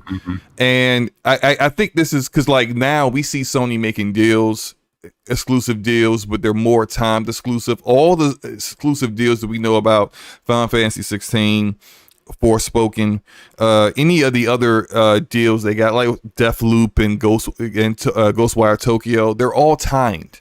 And so I feel like people don't kind of forget that this game is late. This game is supposed to come out long time ago. They first showed this in 2015. So yeah, but here's the difference, though, SloMo. Those are all timed, but we got the time frame for those games. We were told, right? Yeah, these are timed. This game, they're not saying anything. Yeah, and so that's the point I'm getting to. I think it's a different regime now that's doing exclusives now, and all about stream problems, man. Ever since I started streaming now, I feel for you guys, man. Shit happens. It says okay, we're back. It says you're back. Yeah, we are back. Oh man. And we're back. I had to reboot OBS. That seems to have fixed it. Oh my gosh. Hey, I apologize for everyone that had to deal with that. I tell you, man, the streaming stuff's frustrating sometimes. Oh man, just said the stream running on SloMo's knees. Yo, that's a good joke. Yeah, but streams running on my knees, man. We got some problems because my knees are decrepit. I'm 40 years old, but my knees are 80. I think maybe Xbox shut us down for talking about them not getting this game. I don't know. I'm joking. I think the last thing that we were talking about was Final Fantasy VII Remake looks like it's going to be a true exclusive only for the PlayStation platforms. And Eric, you were speaking on your thoughts on that. Right, like the money hatting side of it, because I know like that becomes like, major conversation in the bubble. But I think you have to look in terms of the gaming community at large. Like, do they sit back and kind of feel that, or they just kind of see, hey, there's a game over here that I want to play?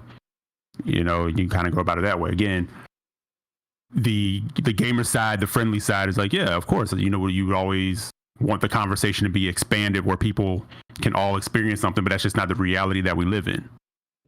So on the selfish consumer game preservation side of it, or not game preservation, I say self-preservation side of it, I feel like I'm good because I got a PlayStation 5, so I'll play it and it's all good. But yeah, it's not like I'm looking at it being like a dick and saying, well, sucks for you, pick up a PS5. It's not that kind of thing. It's just, I get it. But doesn't it feel so good to own both the PS5 and the Series X? It does. Oh yeah. You never miss anything. They look good sitting next to each other too. Right. And Fonz, I'll say this. Not really. Initially, when I first saw the PS5, I was like, oh, that looks pretty cool. And then you see it, you're sitting there like, that thing's almost as tall as my TV. It blew me away when I opened it up and I looked at it. I was like, holy crap. What is this? Like, dude, it's massive. Yeah, I got one for my coworker for his daughter. And he said, yeah, I got to hide it. I'm like, good luck. Right. A question for you guys. I know you guys heard about the redesign that Sony is doing on it. Do you think they're going to make it smaller? Do you think, or are they just really trying to fix the cooling issue that apparently it has that some people tried to deny? I didn't hear that they're doing that, sir. They're only making this because they need to make more units to sell. This has nothing to do with fixing anything, sir. This is what I'm told. Because I complained and said, I'm with Fonz. I don't want anything different in this machine because it's going to make me feel some type of way. I just bought mine 3 months ago. Right. And you're already talking redesign? Like, I've never seen this in the history of consoles, in console launches. Never 6 months after saying, hey, we're redesigning it. Never heard of that. Yeah. People were saying, 6 months there's always redesigns. Yeah, years later. We not 6 months in. Hey, and that really made me feel kind of, mad. Right. I was like, get a warranty on your console, okay, just in case. Right. Just in case 2 years from now you did them with a red ring of death kind of deal. My bad. Go ahead, man. No, because I was going to say, to what Fonz is saying, it's true. It's like 6 months, 7 months, or whatever. We're having this discussion because I remember like having like the OG 360 and having the Ethernet adapter attached to it. And then I remember having like the red ring of death, and then they fixed something internally with the thermal paste and all that. I went and bought that one because I was like, you know what, I'm tired of mailing this damn thing in. So I was like, you know what, I'll suck it up. I'll go ahead and buy the new one with the new thermals or whatever. But that was like how long after the unit came out? But then after that, we got the one that had Wi-Fi internal. We had the HDMI, and I'm like, damn it, I'm going to get another one because I want all that on board. But that was later. those units that supposedly fixed that problem still had the red ring of death, because I had 2 that did it. And I had 5 total that did it. And after the 5th one, I gave up on Xbox back then. Oh, and I strictly played my PlayStation 3. It was near the end of its life anyway, but I got so tired of it, man. Bro, it was crazy. So you have 5 total at that. 5 total. Grief. Yeah. I had 5 too. And then remember, Fonz, they got to the point where they stopped sending you the coffin. They're like, get it here however you can. Well, what I did was I got the unit back from Xbox.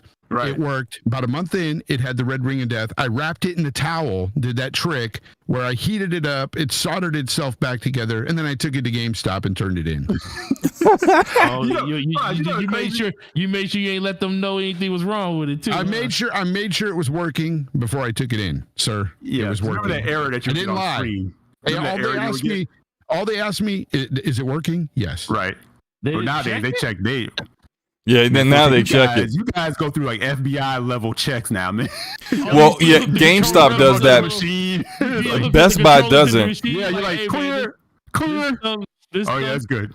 Ain't registering all the way. Yeah, man. Yeah. Best Buy don't check anything. Yeah, you bring it back if you still got the warranty. They just be like, yeah, what's up with it? Like people do it all the time. They with their elite controllers, the thumbsticks are drifting. All right, whatever.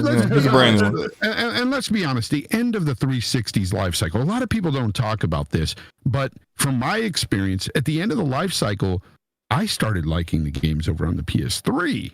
Like it was already turning into my main machine anyway. And I was like, that's when things started changing for Sony. So going into the Xbox One, I didn't even buy an Xbox One right away, especially with that damn Kinect for an extra $100. I was like, hell no. I waited. As soon as they pulled that out the box, I got an Xbox One. Yeah, that was me too. I waited until they announced that they had disconnected the Kinect, and it was pure stupidity for them to even go forward with that. $100 more. The Kinect, it was a big anchor on their entire launch. The Kinect made you more expensive, and it also hindered your hardware because you segmented off a portion of your OS strictly for Kinect use, which hindered actual performance of the games, even when your hardware already was under performing against the PlayStation 4 anyway. It was a bad decision all the way around to go that route, and then for them to go forward with it even after everyone was just like, "Don't do this. We don't want this." Did it anyway. It was just. Donnie D, you gotta love him, right? Yeah, a lot of people who say that Matrick was better for the brand are just kidding themselves. Like that guy was running Xbox into the ground. Yeah, yeah, and they're still dealing with the effects of what he did to the platform even today. Yeah. But let's move on real quick because I don't know how long we got before my OBS craps out or YouTube drops a bomb on us. I want to get into the next topic we got here, plus I just want to let you know I got to get out of here at 8:00. I got to go to work. So 8:00. Oh, yeah. My time. Yeah, he's in Cali. Time. What time zone are you in? He in the Pacific. Oh, okay. All right. Well, look. Let's. I know. I know Fonz definitely wants to do this topic. So let's get into Battlefield 2042. So Battlefield 2042 was revealed yesterday. Was it yesterday? Yes, it was yesterday. And it was 2 years ago. It was yesterday. It's been a long night, bro. It's been a long night. Right. And man, did this game set the internet ablaze? So many people have got so many varying different opinions on it. And before we get into what I think will end up being a lot of yelling from a particular person on the panel about some things. My first question to you guys would be, and I'm gonna start with you, Forte. How do you feel about countdowns to a countdown? Oh Lord! How do you feel about publishers doing a countdown, and then when the countdown hits 0, there's another countdown right after? It's like, am I in reveal trailer Inception or something? Like, what's happening? You explain this to me. How does that work?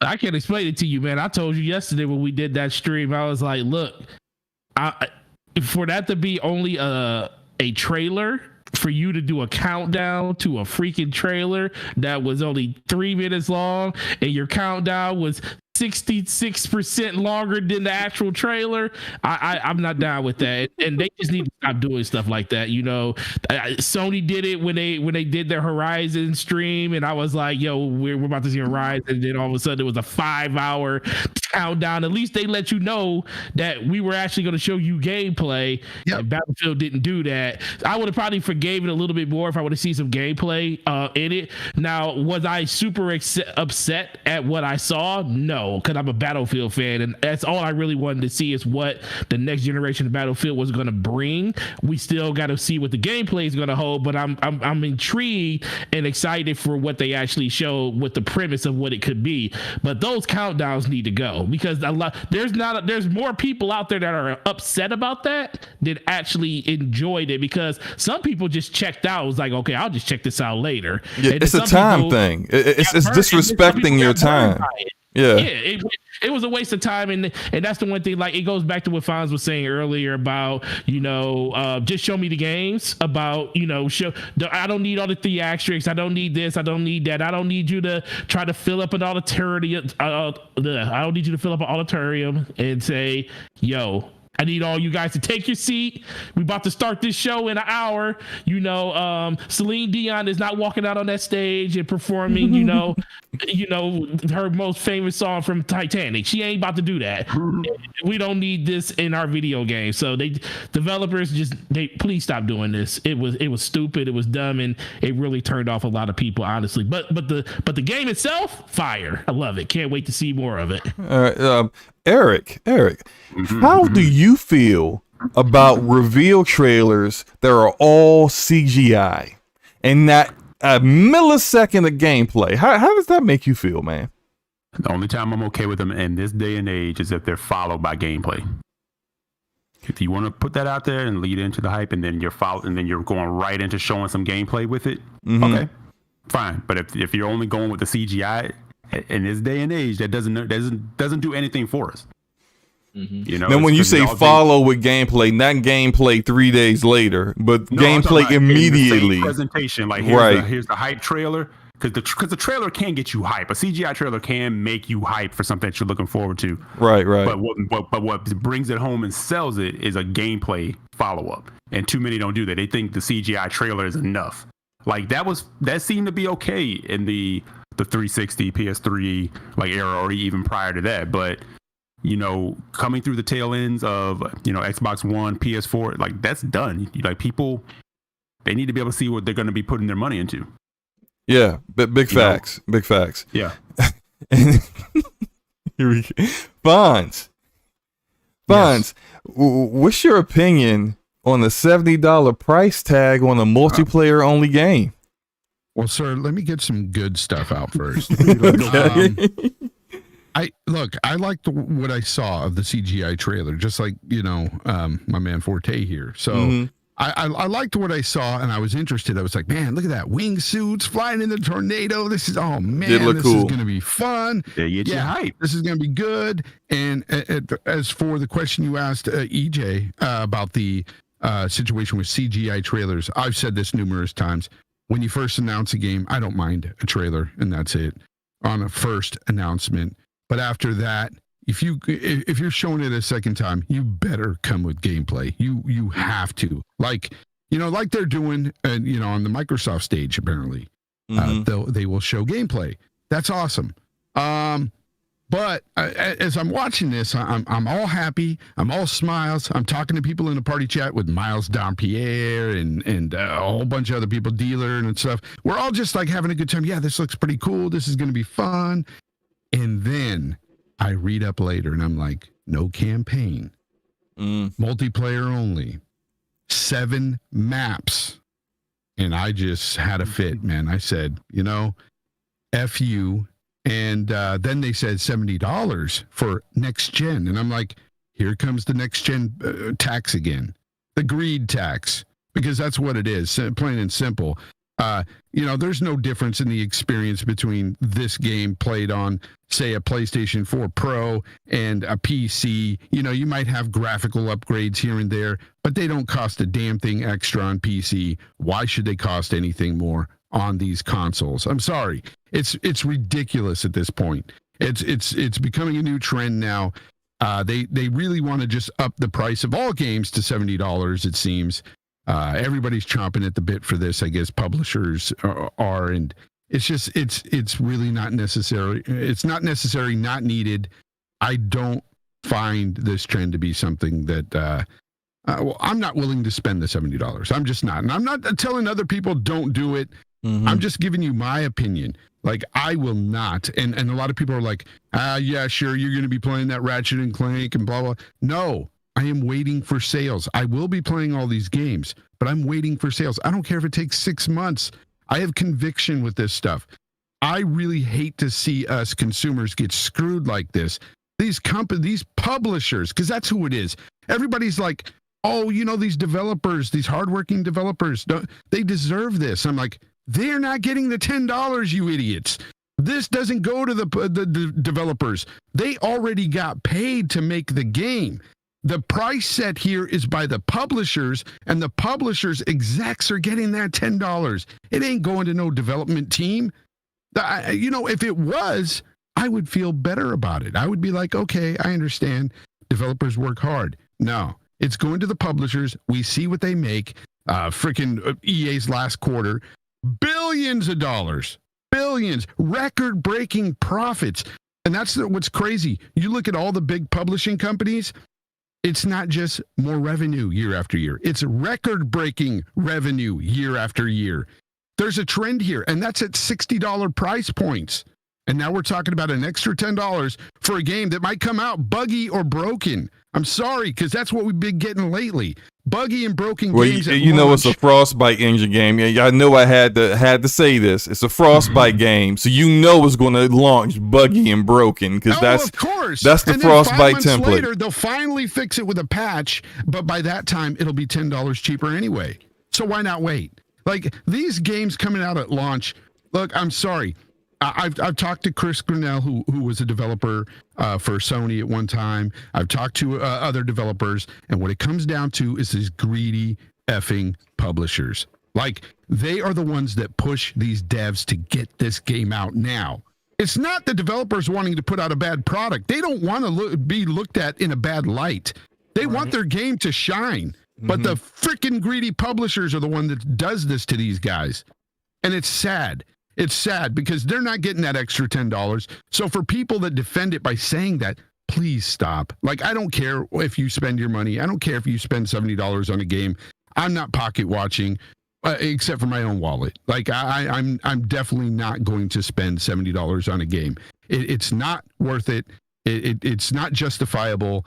Just not doing it. It's a personal stance. Yeah, I completely get it. I've always said this, that value is subjective, and value is always it's all comes down to the person who's viewing the product. It's subjective to the eye of the beholder, the person that's looking at it. And your own personal taste.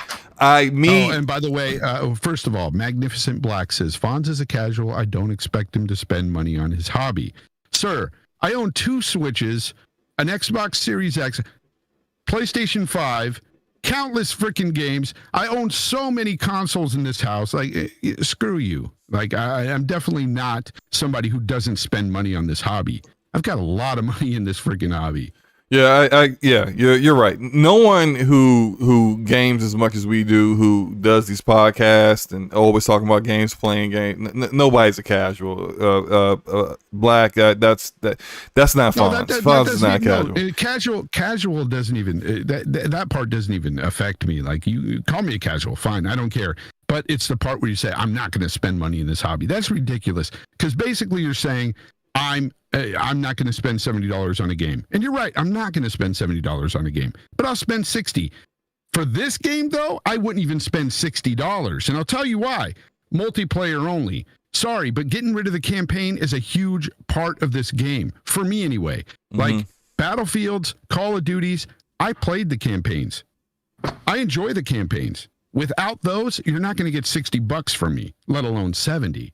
So that's just the way I view it. I did have that view about well, for me, I'm all like campaigns when it comes to my shooters. I gotta have a campaign with it. What I didn't know, and shout out to B Money who's in the chat, because B Money has said this on Brap yesterday, that the 42 series of Battlefields, like 1942, whatever, those didn't have campaigns previously. So he said as soon as he saw it was Battlefield 2042, he knew he didn't have a campaign. So I get that maybe that's why they chose to go without a campaign, although considering how Battlefield 5, I think it was, had like a really like limited campaign, I kind of feel like that's part of the reason why they went this direction anyway, so they wouldn't have to worry about it. Regardless, for me, I enjoy playing through campaigns. In any shooter, whether it's first or third person perspective, the campaign is the stuff that I enjoy. When I play Gears, a lot of people play Gears for the multiplayer. I primarily play Gears for the story, the campaign, the original trilogy. I played through the original trilogy like 5 times.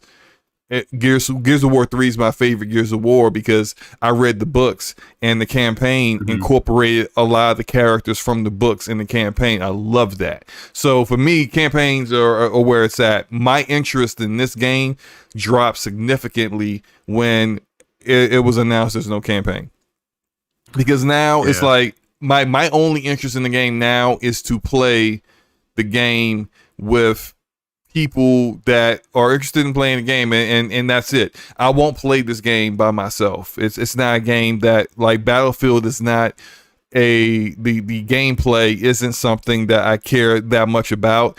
But if like Forte's playing it, Eric's playing it, B Money's playing it, they need another, I'll join you. I got EA Play Plus. I can just download it and play it with you guys. It's all good. But playing it solo by myself with no campaign, don't think so. I feel Fonz a lot on a lot of what he's saying, although I and I think Eric said this last night, I don't judge how people view or value what they feel is important to them, because I myself will look at some games that people feel are like amazing and worth hundreds of dollars, or I'll spend whatever on it. And I'm like, I wouldn't play that game if it was free.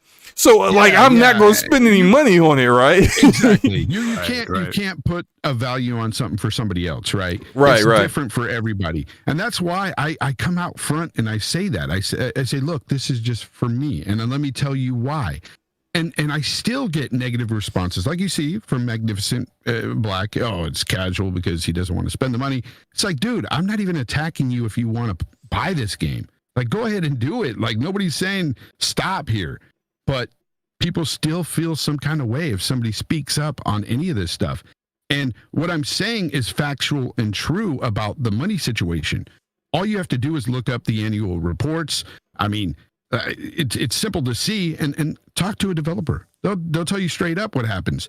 They get paid. They get paid up front. They don't get paid based on each sale of the game. It doesn't happen that way. This goes directly to the publisher. Some of them do have like sales bonuses. You know how rare that is? Yeah, it's very rare. And also when it does happen, it's usually like a Gearbox situation where the devs are underpaid on their salary up until the launch of the game with the chance of bonuses, and then you get like your Randy Pitchfords who screw you over on the bonus anyway. So I was just going to say, what happens to those bonuses sometimes is the head guy at the development team will take that. That $3 million that went missing. The bottom line is this: like, I don't care if people want to pay this. Like, this is up to you. It's just a personal stance. I'm not even really mad at Magnificent Black. Like, dude, I understand you probably feel some type of way because you want to play the game. You're excited, and that's cool. That's all good. More power to you. Have fun with it. But the casual thing too, like, I'll just say this: like, I've put in thousands, not hundreds, thousands of hours on both consoles, the PlayStation and the Xbox, when it comes to Destiny. Thousands. So I don't think casuals do that. Hey, Fonz, I get a feeling that you might need a change. You know, I noticed you had mentioned before that the PC platform doesn't have to deal with this, you know, $70 thing. So here comes the upsell. No, hold on, E, hold on. You know, I'm saying, this is all I'm saying. Over here on PC Fonz, you can build your PC to your specifications. You know, it don't have to be the 4K ultra settings powerhouse. No, you don't have to do that. If you just want to play your games even at 1080p ultra settings and 120 frames per second, everything, you can do that at $60. Let me tell you something about this. So back in when World of Warcraft first dropped, back in the day, this is the era I was playing on PC as well as console. I sunk thousands of hours into World of Warcraft. I was addicted to that game, unhealthily addicted. That was just like crack. I never want to play that game again. F those type of games. Anyway, so I played games on PC back then, and I always had problems. There was always issues that arose. And it wasn't necessarily just the gaming aspect on PC. It was the PCs themselves. I find PCs to be just freaking like horrible machines. They always come down with some type of virus or something. It's always happening. It's I don't know. I'm just not a fan of PCs at all. Like I just don't like them. Outside of gaming, I really don't like PCs. I'd rather use my phone than use a PC. Like PCs just don't do it for me. So I'll never be a PC gamer again. Like, I love consoles too much. I've always liked the simplicity of consoles as well. On PC, I found myself doing a lot of tinkering with the settings. Oh, I could get better frames than this. I could lower the shadows. I could do this. I could do that. And, you know, it's funny. Like, when you spend more time tinkering than you do actually playing games, yeah, I'm out. It's just part of the fun. You know, it's fine. You know, I knew what your answer was. I wanted to give it a shot anyway. We're always here, man. PC or whatever. Like, I'm good with, dude. I'm good with anybody. Like, whatever you want to play on. Play your games. Brap. He likes to just throw in your face. PC Master Race. I love messing with Brap on the PC thing. Except just ask him, what's the last game you beat, Brap? Hey, yo, hold on, and this is what I'm talking about, the misconceptions. After his passion with the $5 super chat, Fonz, spend $3,000 on the PC to save $10 on the game. Logic. But look, passion. Look. Yeah, speak on it. No one. Okay, maybe in these pandemic-ridden gaming, times, people are spending $3K on a PC, but you don't need to spend that much money on a PC. I don't know if Meds is still in the chat or not. Meds is well known for helping people build PCs, giving them like really good PCs, helping them put it together, and doing it under $1,000 or less. And so, like, you can build a really good PC that has, it may not, right at this point, you're definitely not going to be able to build a PC that, even in normal times, that would give you 4K 60 with at the same price that you're getting a PlayStation 5 and Xbox Series X. Like, that's not happening, right? But the freedom that you get with PC of being able to one, you get way more sales than you get with a closed platform on the consoles, but just it's the freedom of being able to play the game however you want to play it, whatever frame rate you want to play it, and not being beholden to a developer telling you what it's going to be.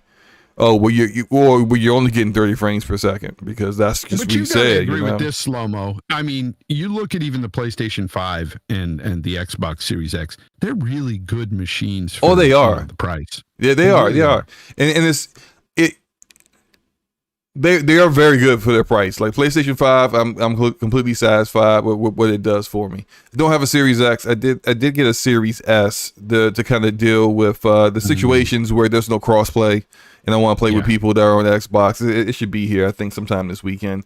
But my PC outperforms the new consoles even now, and it's just it does. But that's besides the point, bro. You spend a lot more money there. Double. I did. I think I think my PC's probably worth a little bit over $2,000. I'm pretty impressed that Xbox Series X has so many 120 frames games, man. Like all my games that have that mode, that's what I'm playing them in, you know, and I'm enjoying the hell out of it. Yeah. But I mean, I just wanted to throw that out there about PC. 120 frames has been great, man. It has. When you play it on Xbox, is it 4K and 120 frames, or is it just 1440p? 1440p. Oh, okay, yeah, which is great. Cool. It's a sweet spot. Yeah, for 2K is underrated. I play the majority of the games I play on my PC are at 2K. Even though I could do 4K, but I can do 2K with higher frames and ultra settings, and that, you can't beat that. You can hardly tell, bro. You can hardly tell the difference, really. Yeah, and do swear up and down. You can. That's 100%. Like they get to this thing where it's like they want to be able to run to Twitter and say 4K and 120 or 4K and it's like, dude, who gives a shit? Like you said, the 1440p is fine. Fine, it's good. Hey, what is the Ratchet and Clank running at for the 60? I didn't watch the Digital Foundry video. I didn't. You know what? Sure. I thought it was 1440p. I think it is. That would be great. Yeah, I think it is 1440. Yeah, matter of fact, no, it definitely is. I saw someone on Twitter having a screenshot. You know how like people like to screenshot parts of Digital Foundry videos, and it said 1440p, which is nice. Absolutely fine for me. I know there's gonna be some people that's gonna play it in 4K 30. I think they, because it's Insomniac and they're wizards, that they have a ray tracing and 60 frames per second mode as well. So that's probably where I'm going to be at, because I want to see that ray tracing. That ray tracing 60 frames mode in Miles Morales wasn't really doing it for me. Like, it was much better just to go with the performance mode all the way, and it looked great, fantastic, and ran smooth. It was perfect. Yeah, I did both. Morales just blew me away, bro. Like, Insomniac are wizards. That game looked phenomenal. I don't know what we got. That's a topic for later tonight. Let's keep it moving. Forte, did you? Sorry. No, it's all good. Forte, you got any final thoughts about Battlefield? How do you feel about everything? I'm excited. You already know the deal. We don't need to draw this one out more. Battlefield is one of the best shooters that I feel are out there. I'm just happy that they're going back to modern combat. It is. Battlefield 4 was my jam, and just waiting to see what they do with this one going forward. Yeah, I agree with you on that, man. It's gonna make you put down Destiny, Forte? No. Oh yes. No. You don't realize how much time I put in Battlefield 4. Bro, absolute lies. He'll put it down until he's got to go do a raid. Until the Witch Queen comes out. Yeah, right. It is right. Battle who? Battle what? but since we brought up Insomniac and since we brought up Ratchet and Clank, let's just go ahead and get into that topic real quick. So Ratchet and Crank. I said Ratchet and Crank. Ratchet and Clank. Ratchet and Clank. It's a different game. Ratchet and Clank Rift Apart got some really, really good reviews. Game is sitting at an 89 Metacritic score right now. Absolutely amazing. I think that might be the highest Metacritic score for an Insomniac game. Their games normally is somewhere in like the 85 to 80, 88 range. So 89 is absolutely awesome. Is more than the Spider-Man and Spider-Man Miles Morales, I think, which is great. I thought it was going to hit a 90, but maybe that's something that we'll see for the next Spider-Man game. But what are you guys' thoughts about Ratchet and Clank, not Crank, but Clank Rift Apart? And are you guys playing it? Crank in the club. I'm waiting till it gets below that $70 price tag personally. But it looks amazing, and I can't wait to play it. I've heard from some people that did play it, for the reviews. They said that it really is almost playing like a Pixar movie. It looks that freaking phenomenal, and it does even on YouTube compressed videos. Like, it looks amazing. It does. Like, even what you're playing right there. Well, that's the last game, but anyway. Yeah. I just realized I was like, I had the label wrong. Right here, you look at that, and it's amazing, man. It's beautiful. Insomniac are freaking wizards, man. I tell you, they're I'm great. starting to believe, like it. I'm a big, well, I was a big Naughty Dog fan until Neil screwed up, well, we won't get into The Last of Us 2 anyway, but I think Insomniac is probably their best studio now for the Sony. I think they're the best because just what they're able to produce, especially getting out these games during a pandemic and everything. Kudos to them, man. It's phenomenal that they got 2 games out during a pandemic. Yeah. And I actually said this in the video last year. Without crunch. Yeah. No crunch whatsoever. No crunch, yeah. Still did it. I don't want to hear anything from anybody. Enrique, Mooch, all the guys that's like that just been saying for years, oh, you gotta have crunch, man. It's the only way to get quality games, man. Okay, no. Crunch happens. Yes, crunch is a normal thing within the business. However, them not having crunch on this game, it shows that it can be done without crunch. Yes. Like, and that's the positive thing. Yeah. It says to me, it says they must have some ace like producers and people management team. Yeah, and management is on top of it. Yep. Management team is a big thing, and also they don't have a shitty publisher pushing them. That's another thing. That's where crunch gets even worse, is when these publishers are pushing for release dates. And this one got pushed back, and they still didn't crunch. So, all right, at least they're saying that. So that's amazing, and it should be. And it wasn't coming from the top. Ted Price wasn't the one saying, "Hey, look, we didn't crunch at all." The way Cyberpunk, CD Projekt Red, came out, they were like, "Yeah, we're not crunching." Meanwhile, they were crunching, and then the devs have a different story. That the notion that they didn't crunch at all came from the devs that were sitting there, the people who were working on animation, the people who were working on music and working on the combat, the engine. Those are the people who are saying, yeah, we didn't crunch.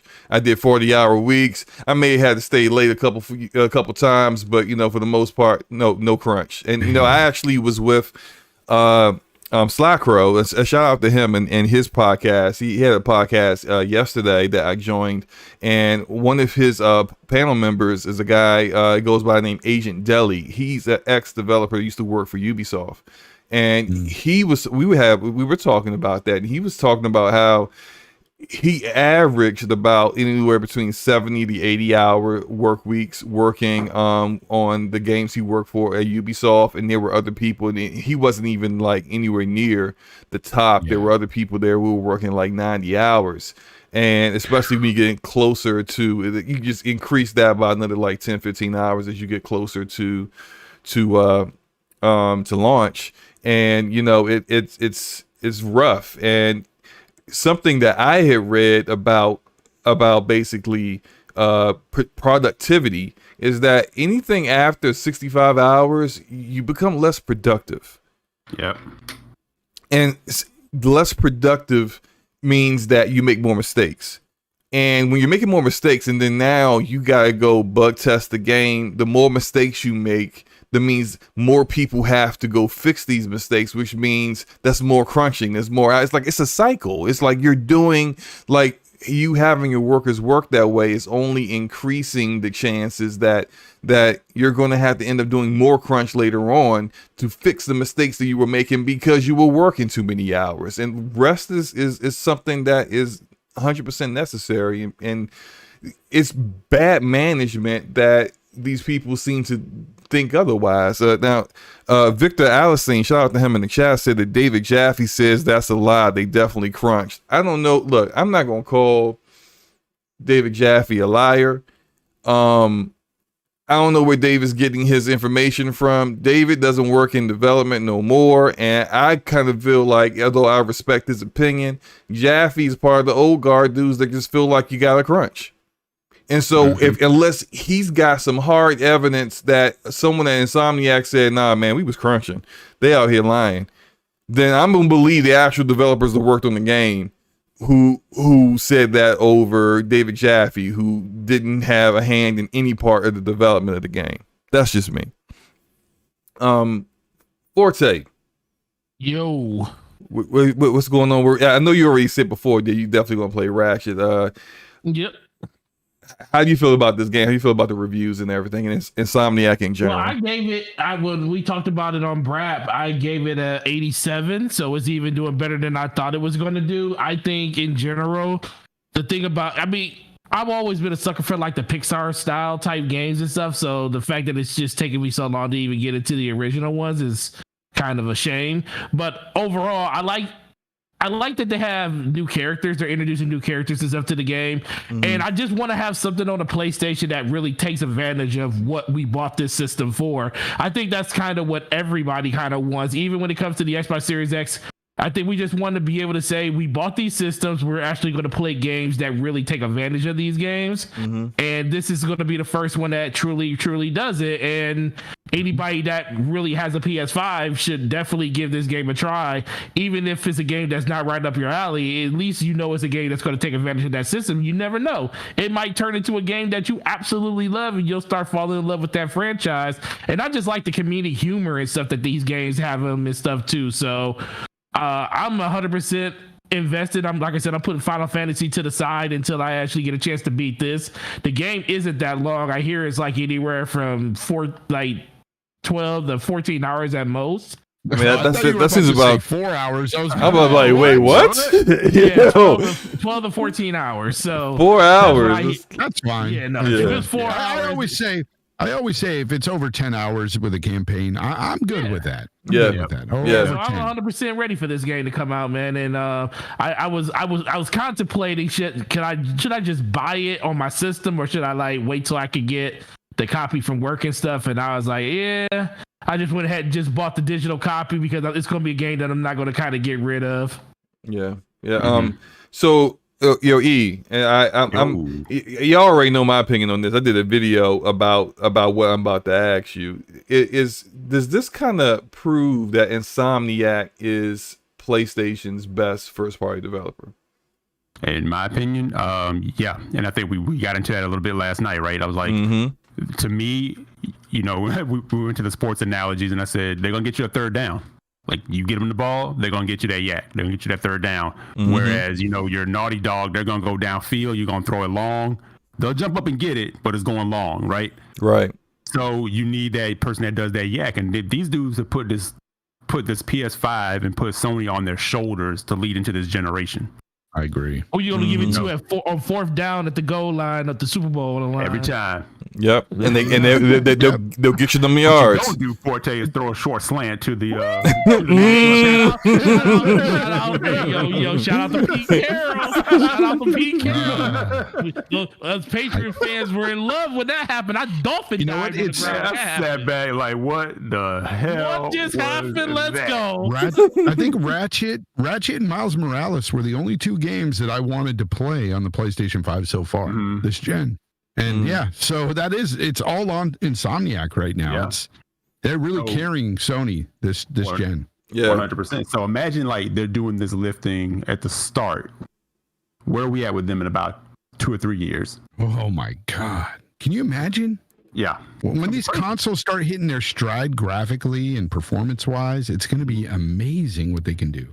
A non-cross-gen Spider-Man 2 is going to be amazing. It's going to be bananas. It's going to be bananas. But this is the kind of game you need like right now for like a couple reasons. Like it is showing what the PS5 is capable of, and as more systems become available and people get their hands on it, it starts to possibly become an attach rate game. Because people can see that and go, holy crap, I can get that for my kid. I want to play that, but just look at what it's doing. That looks crazy. It's like I'm playing a cartoon. Yeah. And of course, it's not like any game. It's not for everybody, and people are going to want the more, realistic or whatever. It's not as like as appealing, mass appealing as Spider-Man, because that appealed to everybody, young and old. Right, right. But you could look at this and you go, you know what? When I get my PS5, I'm 100% copping Miles. I'm 100% copping this. And that's 2 games from Insomniac. Yeah, from the same developer, right? So that's crazy. But yeah, I don't have a whole lot more to say. You guys pretty much hit the nails on the head. But the first Ratchet on PS4, I love. Phenomenal game. And this one just looks like more of that, but just better looking. It's doing more. It's lifting, like it's punching above its weight. So yeah, I was already in. I'm in. Yeah, Can't wait to get to it. Yeah, my feelings about Insomniac, I made them known. As I said again, I did a video last year about Insomniac being the best developer that Sony has, and this was like right after they revealed Spider-Man Miles Morales and revealed Rift Apart at the Sony, their replacement for their E3 show last summer, and then I recognized it then, looking at what these games were, and after playing the Spider-Man 2018, and I was just like, and one, I enjoyed Sunset Overdrive that they did on Xbox, and I just like, yo, look at how many games they're coming out with, and all people talk about are Sony Santa Monica and Naughty Dog, and I'm like, yeah, look, they make high quality games, and those games, God of War 2018 and everything that Naughty Dog makes has all been reviewed higher than any of Insomniac's games. I'm not arguing on the sense of what game is like one for one, are their games better, but that's not always the argument. The argument is who's the best developer, not who makes the best games. And the best developer for Sony is the one that always delivers for them, gives them great content on a consistent basis. At this point right now, on the averages, Insomniac Games drops 3 high quality games for every 1 game that Naughty Dog delivers. Like, that's a value that you just can't. It's one thing to make games quickly and to have quantity, but to have quality too. Can we name any other developer that really does that? Like, there's no one else. What do you mean? Because they got high output plus quality. Yeah, because like, like you get one or the other. You know, like there's great studios out there, Naughty Dog, Rockstar, but none of them put a lot of games out. Yeah. That's just it, because we know when Naughty Dog goes back to the table and they start working, the more you see of it, it's going to look good. But God knows when that game's coming, whatever the next thing is. I gotta also add too, the fact that I'm even mentioning Insomniac with Rockstar and Naughty Dog is huge. Like, this is a testament to how far they've come and how awesome they've become. It's dude, this is definitely their best team. Yeah. And again, that's no shade towards Naughty Dog, Sony Santa Monica, Guerrilla. They all do great. Like, this is the reason why like Sony has the best first party games. It's because they're stable. Obviously the top ones, their top 5. They got the best starting 5 out there, you know, like they got that squad, and they all make great content. But I think Insomniac has come in and shown we do it, you know, we make great content too, and we got multiple teams nailing that and doing it at a higher clip than the rest of these guys. And I just love to see it. I love to see where it seems like a good team that's not crunching and showing people that it can be done without crunch, really succeeding and doing really well. I just think it's amazing. Hey guys, before we move on, I've got to go. I gotta get going, man. I gotta go to work, so I gotta get ready. I appreciate you, man. Yeah, dude. I enjoyed my time here with you guys, man. It's been a while since I've even podcasted with any of you here. And man, a great time. I'm gonna definitely be back for sure. Yeah, absolutely. We definitely gotta get you back on, bro. Go ahead, do your outro. Shout out all your stuff, man. Get up, let everybody know where to find you again. Fonzerelli Gaming right here on YouTube. I do at least 1 video a week, plus my Sunday podcast or live stream. That's Games Talk Live at 4 p.m. Eastern time every Sunday. And besides that, I do RDX on Tuesdays. That's 5 p.m. West Coast time over on Dealer Gaming's channel. I do that every Tuesday. And besides that, that's really it. Just making some content, trying to grow. Yeah, you're doing a great job of it. You're doing a great job of it. Yeah, your show already is. I think is a must watch. I mean, I'm messing up words like Forte right now, man. And I will say this: like, this next episode for this coming Sunday is going to be a bit different because I'm just doing like a reaction to E3. basically. Yeah. So it's not like I'm going to have anything like it's not going to be the normal format, but it's just going to be a reaction to this show. But the week after, I have some great guests coming. I can't wait. Nice. Yeah, like I tried to get guests weeks out. That way, I don't have to scramble and find guests every week. I hate that feeling. Yeah, it makes sense. You know? So yeah, I learned that from Cognito. That's what he does. I think he's got guests on the Iron Lords podcast until like August. Good grief! Like seriously, bro, it's crazy. It makes sense. Yeah, hey, look, and they always get a lot of interesting industry people and yes, just fun people on too. And so not just industry people, us little guys too. Yeah, you know, us on their show. Yeah, and that's what's amazing about them. Even though I haven't been on in a little while, you know, I'm a little salty. You know, I want to talk to Cognito about that. But you know what it is? It's because they're so booked out, bro. Because I know, I've even hit him up and go, "Hey, you ever want me on?" You know, he goes, "Dude, we're so booked." Like, so I understand.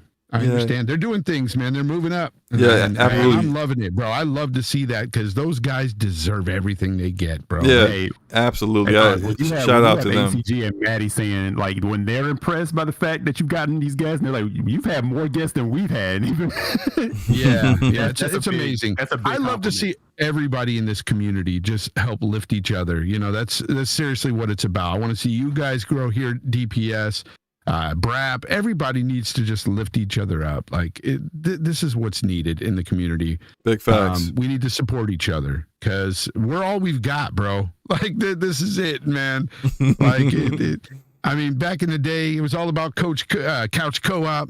Now we got this whole online thing and online friends and everything. And I consider you guys here friends. And yeah, absolutely, man. Yeah, all right, brother. Well, I will see you guys later, and the chat's been great tonight. Shout out to all those guys, even that Magnificent Black, man. No hard feelings, bro. I hope you enjoy the game and have fun with it, man. Yeah, well, can't get enough Fonz, man. You enjoy your night, man, and we'll definitely be there to watch you on Sunday when you do your thing. I appreciate it, man, and definitely I'm gonna have to have you guys on the show as well, brother. Oh, I'm ready, man. Yeah, all right, man. Let's do it. Yeah, thanks again, bro. Later. All right, peace out, man. All right, that was the marvelous Jay Fonzerelli. We're going to get to our last topic and then get to the outros. I know we kind of ran a little late. Apologize for the technical difficulties we had with the stream. But we're going to get into E3 expectations real quick, and well. Hold up, my bad. Sorry, I was looking at something. E3 expectations. First question is, which show are you most excited for? Eric, go ahead and let us know which show you're most excited for E3 coming up this weekend. I have two. I'm pretty sure it's probably going to be the most obvious, just for the anticipation, because it's time to start seeing it. I want to see what Bethesda and Microsoft show together looks like. You know. Do you think it's going to be like kind of separate? Because I saw some people kind of discussing that. Do you think it's going to be like the first half of the show is Xbox, or what was just Xbox before the Bethesda merger or acquisition, and then the second half is Bethesda, or they're going to mix it all up? What do you think about that? I didn't even hear anything about people thinking it would be separate. I just assumed it would be mixed. Like they'd be like, we have this now, and now here's like Pete Hines, and now here's, they can just kind of go back and forth, because they've been so big about hammering home that we're family now. Yeah. Like we're together now. So I never even thought about the fact that they would just completely split it in half. It's kind of like, what's the point? Yeah. You could have done an Xbox show and then do a Bethesda show, but I think they definitely want to hammer home like we're all in this together, and yeah, and like here we go. So that is probably the one I'm anticipating the most, which I can imagine even the haters are anticipating that one the most, because they want to make sure on Monday that they can keep hating. So exactly. Right? Like, don't take away my hate. They already got their talking points already, laid out for determined by what they see. Of course, I agree with you. I think if you look at what what is likely going to be the biggest things that they have at their show is going to be Starfield and Halo. And usually the way these shows work is that you have them on each end, kind of like how on a roller coaster, the best seats on the roller coaster is the front and the back. You know, like you're not sitting in the middle, you know. So they're either going to open up with Halo and then close with Starfield, or vice versa. Open up with Starfield, close with Halo, so that people are going to want to stay for the whole thing because you haven't seen everything, the best of what's going to be shown, or the most interesting thing that's going to be shown yet. So yeah, I agree that it's going to be mixed. And that's what could be. I'm sorry. Go ahead. No. Go ahead. I said what could be nuts is okay. Like let's say we can definitely go with the expectation that Halo will be the opener because that's the game that's on the way. That's the one they need to kind of talk about. And they know, you kind of leave the Starfield thing because no one knows what that is. But what would be bananas is if they show Starfield and they say, hey, we got one more thing. And they decide to close it with something else. Oh, like something unexpected. That would be like the dream. That would be amazing. I do think, but like Smokes 901 said, temper your expectations. And that is like true to an extent. I think you should do that with every show. Because I think where we all get into trouble, like with Keeley and all these other things, is we go in with these, bloated, what we think we should be seeing, right? And then we'll never live up to that. But if you just kind of accept it, let the gamer inside you take over, typically you can always walk away with something that you feel like you're ready to play. And that's kind of how I've been going about it. And it served me pretty well the last few shows.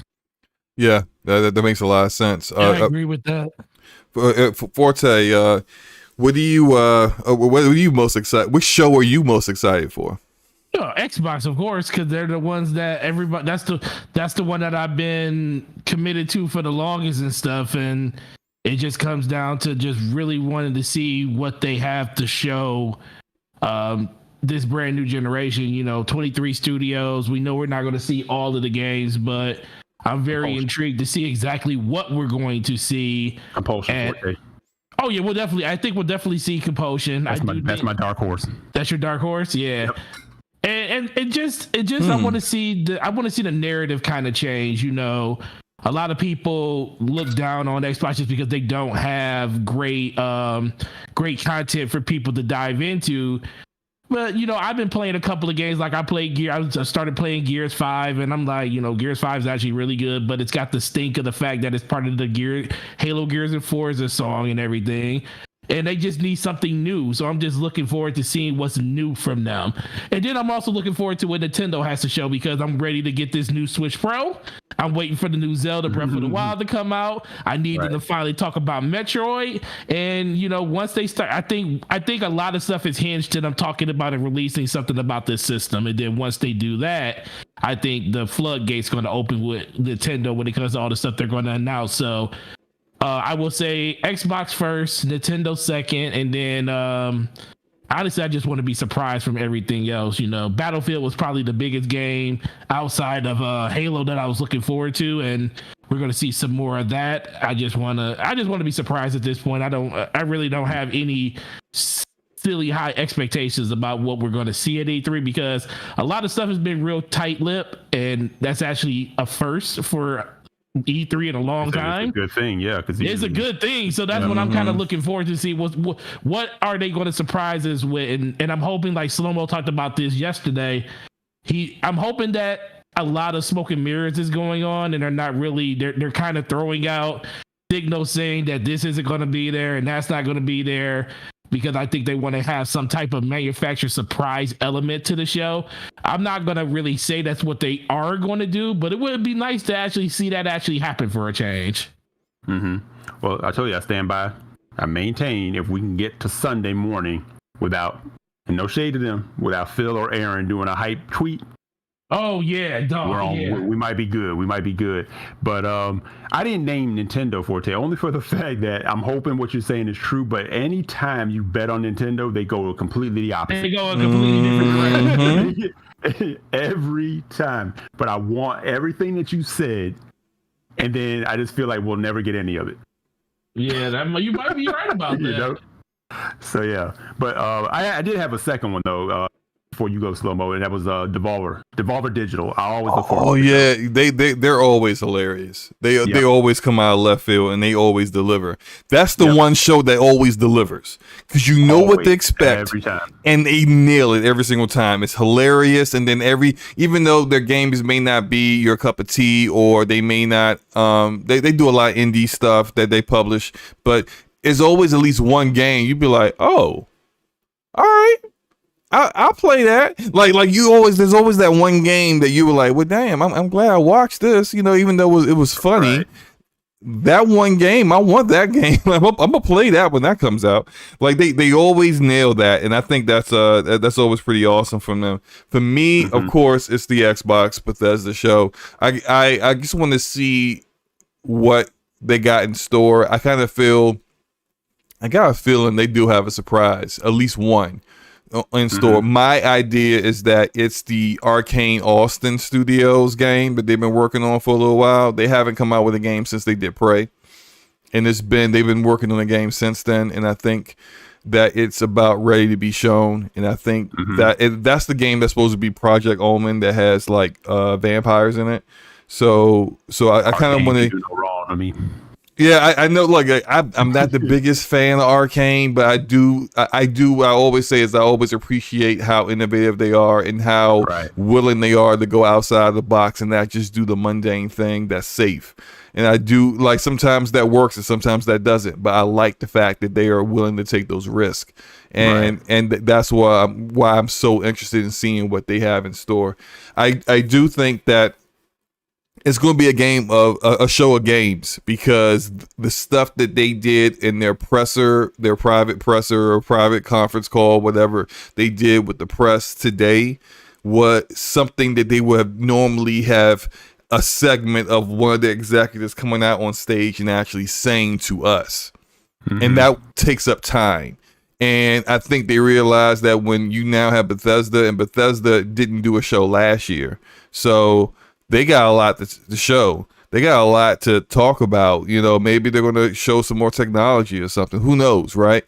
So that you can't be wasting time with a bunch of executives coming out and saying, hey, this eats monsters for breakfast. That like none of that fluff. You know, you don't need any of that. All that hyperbole. Don't like. Keep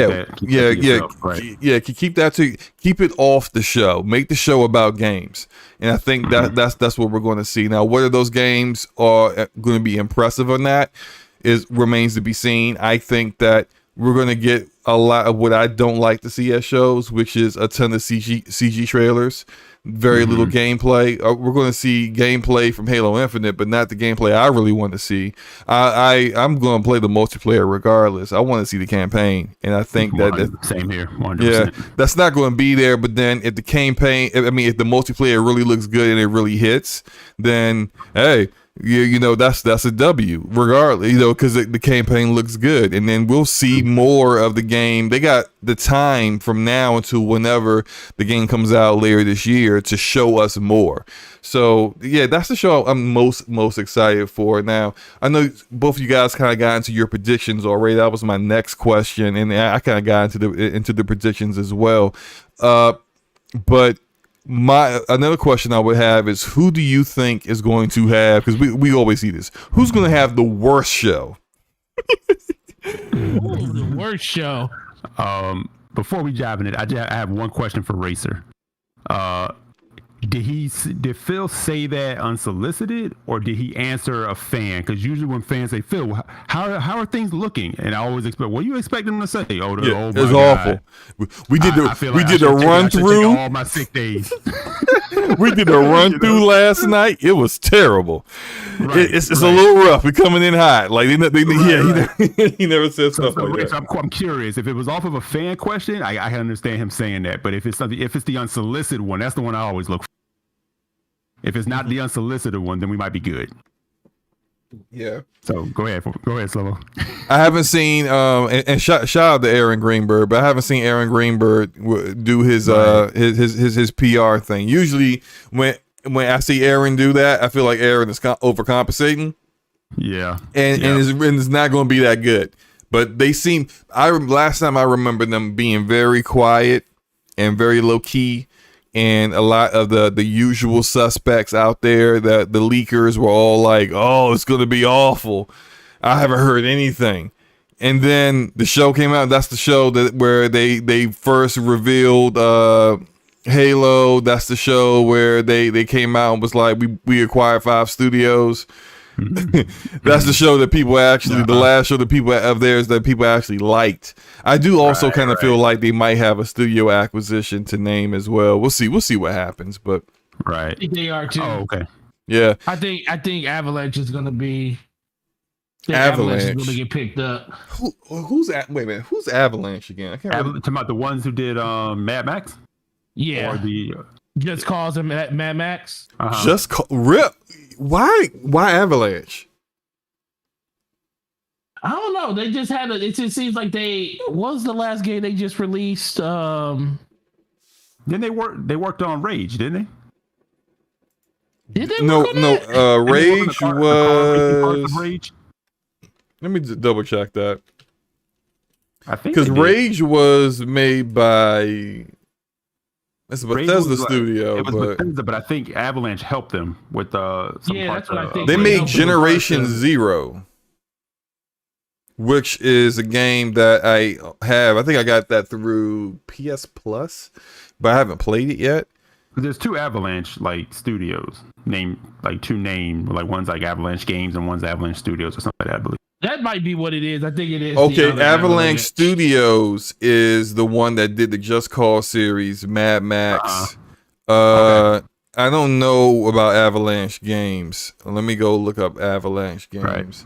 Oh, but, and SloMo, Razor was saying it was the Satya Phil video that they did earlier. That's what he was talking about. Yeah, I didn't watch that. I don't have anything on Avalanche Games. I don't know them, but yeah. Look, I think there's going to be a studio acquisition. I don't think it's going to be a big studio. Probably like a AA dev. But I think it will probably be the last AA dev that they acquire because I think that. Matt Booty's probably at his limit of what he could realistically manage when it comes to these studios, and then going forward, they're gonna want to do more things that would take longer to get done, like the Bethesda deal, because Bethesda can manage itself. You don't need to actually, really be that involved in the game making and game developing process, and so going forward, they're probably going to be want to go after another publisher. Instead of another actual dev. And I think there was something that people had said earlier today where they had noticed that in the statement they had made, they had said more than 23 studios instead of like in the sentence where it should have said us and our 23 studios are making blah blah blah blah blah. They said us and more than 23 studios, which got people going, is this a slip up? And you guys are actually somehow accidentally admitted that you have more studios. I think that might be something. Might be something to that. What do you guys think? Forte? That's what I'm thinking. Hey, that's a good question. Let me think about that. Get that super chat, Smoke. So I'm thinking about that. There's a super chat. Hold up. Let me get back to my screen. Smoke 901. Oh, yeah. Smokes 901 with the 70 czar says, man, Summerfest was trash. And I'm still not convinced that Phil and crew knows what a good game looks like. Even if they got it, they fumble at showing it. Shaking my head. It's finna be trash. With the hey, look, hey, they have got a lot to prove, and I think what Smokes says is valid. That their games are right now for what they have produced themselves. I think this is more of a publishing management issue because if you look at their studios, they're talented studios. And I know there's some people that may feel some kind of way about some of them, but even if you take Compulsion, for example, those guys are ex-Arcane developers. Like, so if you think Arcane's good, then these guys came from Arcane. And yeah, they may not have put it all together in a game yet, but or Undead Labs with some of the issues that they've had. But I think they got potential there, and it seems like it really comes down to how the management is doing things. And shout out to Jeff Grubb. We got Jeff Grubb in the house. What's going on, man? Jeff Grubb with the $5 super chat. He says, is it possible that the quote-unquote more than is referring to the global publishing deal? Oh, that's a good question, Jeff. That would make sense, too. I guess I would need to see the actual quote again, and if I can find the quote, I'll read it out. But that would make sense because they've worked with Don't Nod, with Tell Me Why. I think it's been mentioned before that they have a game that they're publishing with IO Interactive. That's going to be a little bit different than what IO has done with Hitman.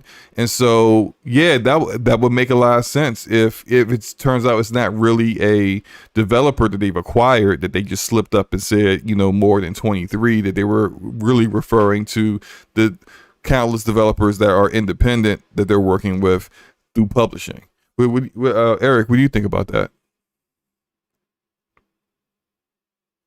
Eric? Did we lose Eric? Did we? I don't know.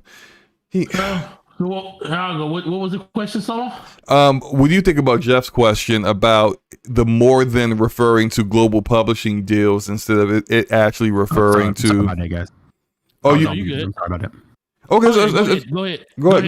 Go ahead, E. No, go ahead. No, I missed. I had to step away for a sec. I'm sorry. Oh, okay. My question was, so Jeff Grubb had a cool super chat and a question about the more than. What if that was referring to global publishing deals they have, like with like the IO Interactive deal for a game, or like the Don't Nod game that came out last year? What if that was referencing that instead of an acquisition of a new studio? What do you think about that? Honestly, I think that would be pretty smart because it kind of lends itself back to what you were saying about where Matt Booty is. Because I remember, I think it was Colin Moriarty. It was like he actually brought that up on one of his shows, talking about the acquisitions are great, and the more you have it, that's all well and good too. But you have Matt Booty kind of like handling and running a lot of that, and there's so much you can manage. Yeah. Right. So if you're deciding to partner, which is what Sony is very good at. It's not you don't have to acquire everything. You can make some deals. And I know people love to throw the thing back in there. I don't think that they'd be looking to money hat and keep content away type of deal, but I would be 100% okay if they just said, you know what, this game is going to be here for this duration or whatever the case may be. And this is a partner. And even if that partnership turns into something where we like how this is going and we're going to continue that partnership and keep going forward, that's business.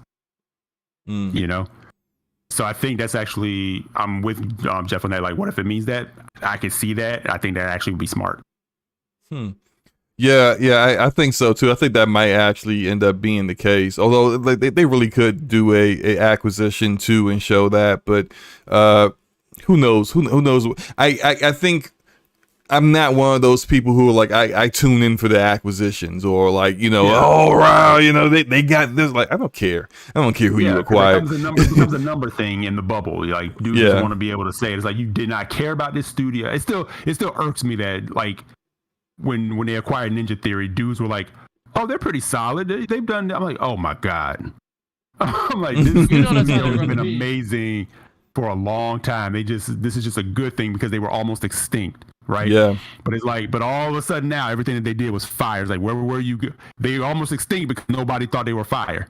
Yeah. But now they're amazing. That's why, the acquisition thing actually kind of annoys me at times. From the bubble standpoint. The one thing I do care about with it is only when it's the case of like Obsidian and Ninja Theory, where it seemed like they were in a real big bind and they may not be around if this didn't happen. I would hate to lose like talented developers who make good games because you know, like their games were niche and only the hardcore really, you know, played them, and the casual gamer didn't get into it, and it was and they couldn't keep the lights on, they had to shutter. Like, we've lost so many developers that way, and I hate to see that, because it's like it just tells me that the kind of games they made or the IP they had is just no longer going to be around. I'm not going to get another of that anymore, and that really sucks. So I'm glad to see it when developers get acquired that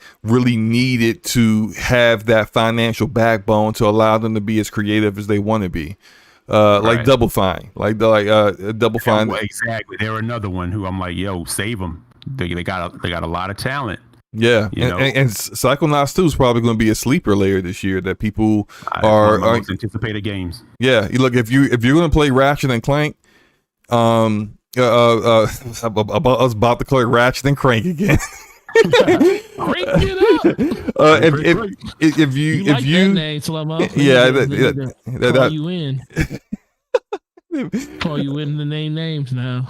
Right.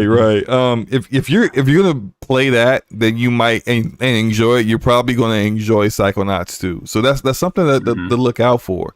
But next question I did have in regards to E3 is, what does, because we're pretty much focusing on, well, in fact, before I do that, let me talk about the show I think is probably the worst, and it's probably going to be Ubisoft. I think Ubisoft's probably going to have the worst show. Put Just Dance on stage again. They're going to put up freaking Just Dance. No one wants to see Just Dance again. It's one of their highest selling games, man. Yeah, but as I've said, nobody who plays Just Dance is watching they don't even know what the E3 is. So doesn't matter, man. Doesn't matter. Well, I also kind of feel like Ubisoft will have the worst show because they're not going to show the stuff that I care for, and maybe that's just me being subjective here about what I like to see, but they've already said that there's going to be no Division shown.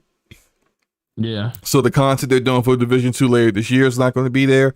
The Division Heartland, which is probably coming out like either this summer or fall, isn't going to be there. And so it's just like, well, you know what am I here for? You know what? Yeah, go ahead. Go ahead. No, go ahead, Forte. Let me cut you off. I was gonna say, so you're not excited for any of the Rainbow Six stuff? Kind of, sorta. Like I said, I don't play Rainbow Six Siege anymore. It was a game I played for like a hot 6 months. I played it like almost like every other day, and then it just I just got tired of it.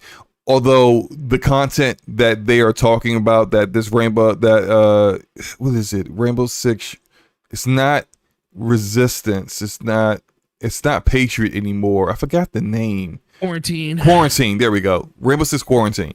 I'm interested, but if that's the only thing I'm interested in, then I don't think you're going to have that great of a show. And Ubisoft is going through a lot of changes right now and a lot of internal things. That publicly their leadership is saying one thing, the actual devs on the ground are saying a different when it comes to just internal stuff and the culture of the studio, the publisher. There's a lot going on. I just kind of feel like it's not going to hit very well, but go ahead. I'm gonna co-sign with you. I'm gonna because if it wasn't them, for me it probably would have been like EA, because EA never puts on a good show to me. The show is after E3, so they're not even gonna be there. Right? Yeah, it's July. Yeah, but we'll still lump them in and say that was trash because it's not gonna deliver. But preemptively, your July show was gonna suck. Exactly. It's like expired milk. Like, yep. Right. But no, I'm going to co-sign with SloMo, and for the fact of Ubisoft used to be one of my favorite developers, right? But over the years, I'm noticing they're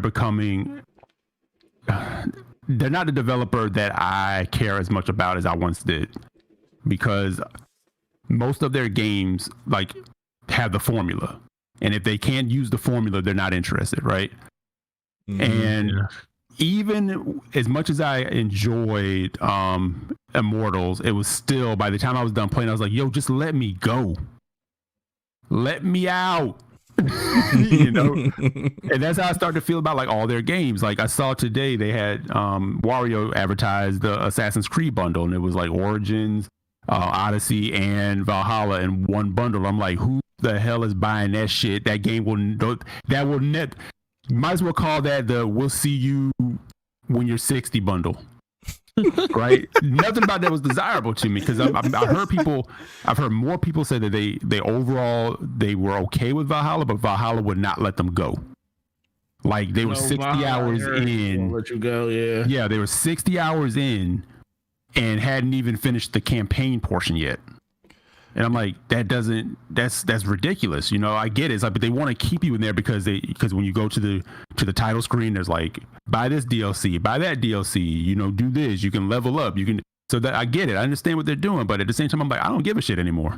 Yo, dude, you guys don't really make the kind of games that I care about. Because you're doing this formula to do this one particular thing, and you've become they're a talented developer, but you've become very predictable. Yeah, I do think they're trying to get out of that rut, because it's something that has come to the point where it's affected sales. Although, it did affect sales, of Breakpoint and the Division 2, but it seems like they have kind of made a little bit come out. Her Valhalla sold very well. And Phoenix Rising was received very well, although Phoenix Rising is a bit more different than what their usual fare is. I do agree with you about Assassin's Creed. Like, dude, when I play Odyssey, and I was kind of enjoying myself, but I was just kind of like, when I opened up the map and just got the complete icon overload of like everything that was on the map, and then big the map was, and it was intimidating. I turned the game off and never played it again. When I heard Valhalla's map was bigger than Odyssey's map, I was like, nah, bruh, I ain't playing it. Good. No desire. Way more places for you to hide stupid side missions in. Yeah. And I was an Assassin's Creed stan like back in the day. I'm like, but this version, what it is now, I'm like, no.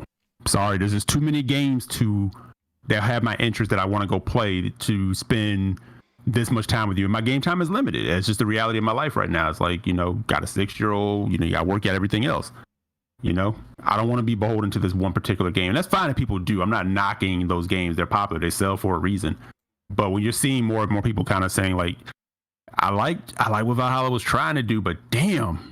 Like, you're not having fun anymore. You're kind of just doing it because it's there and you paid for it, probably. Mm-hmm. Yeah, and my last question on this topic, I would say, is what does Xbox have to do to have a good show? Like, what do they have to provide at their Xbox Bethesda E3 showcase for people to come away from it with the thought that was a good show? I'm excited for what Xbox has in store in the future. I'm energized. If they don't have an Xbox, I'm gonna buy an Xbox. Or for what they really care about, I'm getting Game Pass or whatever platform I can get it on. Like, what do they have to do to make people? That be the overall sentiment. What do you think, Forte? It's not hard, Forte. Go ahead, Forte. I mean, what I mean is hard. It's not per se. It's not hard, right? But when you think about who they're trying to talk to, the people they're trying to talk to, the people that have the biggest problem with Xbox, it's going to be kind of hard to convince them, because I think the games that are going to do the most, have the most persuasion may not be there. And I think that's the problem. I think if they were just to come out and if they had a way to show 15 to 17 of their developers that they have cooking up games, that they could put out some type of gameplay reel, because like you said, we seen a lot of CGI trailers for a lot of these things already. You know, if they could come out and show us gameplay, compelling narratives and stuff, then I think a lot of people will be excited. If they could come out and show like Fable running in engine in game and seeing it for the first time, even if it's a vertical slice that would never make it into the game, but just see what the possibilities of what it could be, I think that would excite people. You know, seeing Perfect Dark, I think they're at a point now where them just talking isn't going to do it for a lot of people. Right. You know, if you have the thing is, if you already have an Xbox, you're going to be pretty much okay with what they show, because you kind of already signed up for the fact that 2020 and 2021 are kind of gutter years, because we know that they just purchased these studios over the last 2 to 3 years. A lot of these studios had released games within the last 2 years, so you know that those studios have games that are a little bit more further out than others. So you're really looking at Bethesda to kind of carry the torch this year, outside of Halo, you know, showing up and really being something that knocks everybody off. Now, if you want to say if Halo comes out and they actually prove everybody wrong, that they actually could change the identity of that game, like when it comes to a fidelity standpoint, if they can do that, I think a lot of people will be very, very excited, because I think that is kind of like the hook that's like they're literally hanging by right now when it comes to Halo. But if they can't do that, then what's the next thing that they have that's even close to even being shown? That's why I think it's going to be hard for them. But if Bethesda can really showcase what Starfield is, and they can actually put together, like I said, a really good narrative around that, I think people are going to be excited. And then, honestly, release dates probably would be the biggest thing, because if they can show some games and talk about these games not taking 2020 into 2022, 2023, and we can get some of this stuff in early 2022 instead of late 2022, I think that will be another thing that can get people excited too, because they can show a bunch of games, but if they're all towards the latter end, middle of the generation, a lot of people are going to kind of be like, well, I'll just wait to get the Xbox. PlayStation has, you know, God of War and, you know, Horizon Forbidden West and Ratchet and Clank, all these studios dropping games within the first, you know, year and a half of the system, and PlayStation and Xbox is still kind of, you know, a little bit behind. I'm just excited to see what they're actually going to come out with, because I do think that is the thing that I'm looking forward to the most. But third party, no one knows what third party is going to be. I think Battlefield can be huge if they could get in Game Pass. I just don't know if that's a possibility. But outside of them showcasing their own games, they're going to have to rely heavily on third party for this the beginning of this generation, because none of their games are, you know, ready at this point. Right, yeah. Before you go, I want to get this super chat from Smokes901 again. Smokes, thank you for the 35 czar. He says, it's depressing that instead of being hyped for our Mecca, our Christmas, we're just jadedly hoping for the best but preparing for the worst. I think that has been something that we've been kind of conditioned to feel based off of past disappointments. You get that thick skin, you get some calluses, you know, based off of what's happened before. So, you know, it is what it is. And I think that's how people protect themselves from disappointment, that they just, you know, hey, I hope for the best, prepare for the worst. And they try not to get their expectations up too high because of being let down so many different times. And hopefully it turns out to be the opposite. And it, you know, it's everything that we hope it will be. What do you think is? Shout out to the Fugal in the chat. Who? We got Fugal. So we got a Fugal in the chat. Fugal. His name is Fugal. Fugly? His name is Fugly? His name is Fugly, man. Oh yeah, that's not that's his you.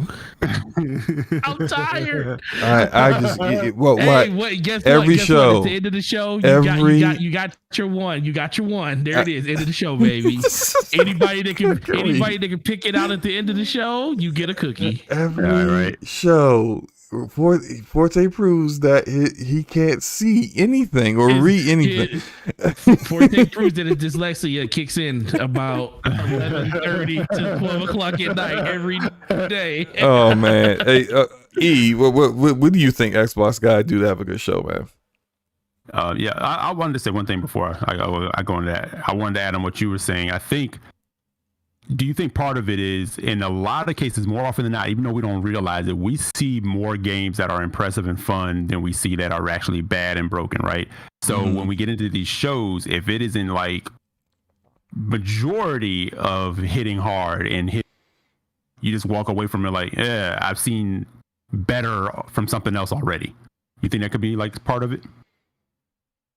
Because I know we tend to get focused in on the bad parts and the negative parts and the games that are broken, and we ride those, like the games that get overhyped and then they don't deliver, like a Cyberpunk or something. But I think for the most part, a lot of the games that we end up actually spending time with and playing, whether they're perfect in your eyes or not, I think they're pretty good in a lot of cases. So so maybe that's where some of the jaded comes from when we go into these shows. I think the reason why that is kind of goes into what I think they need to do to have a good show.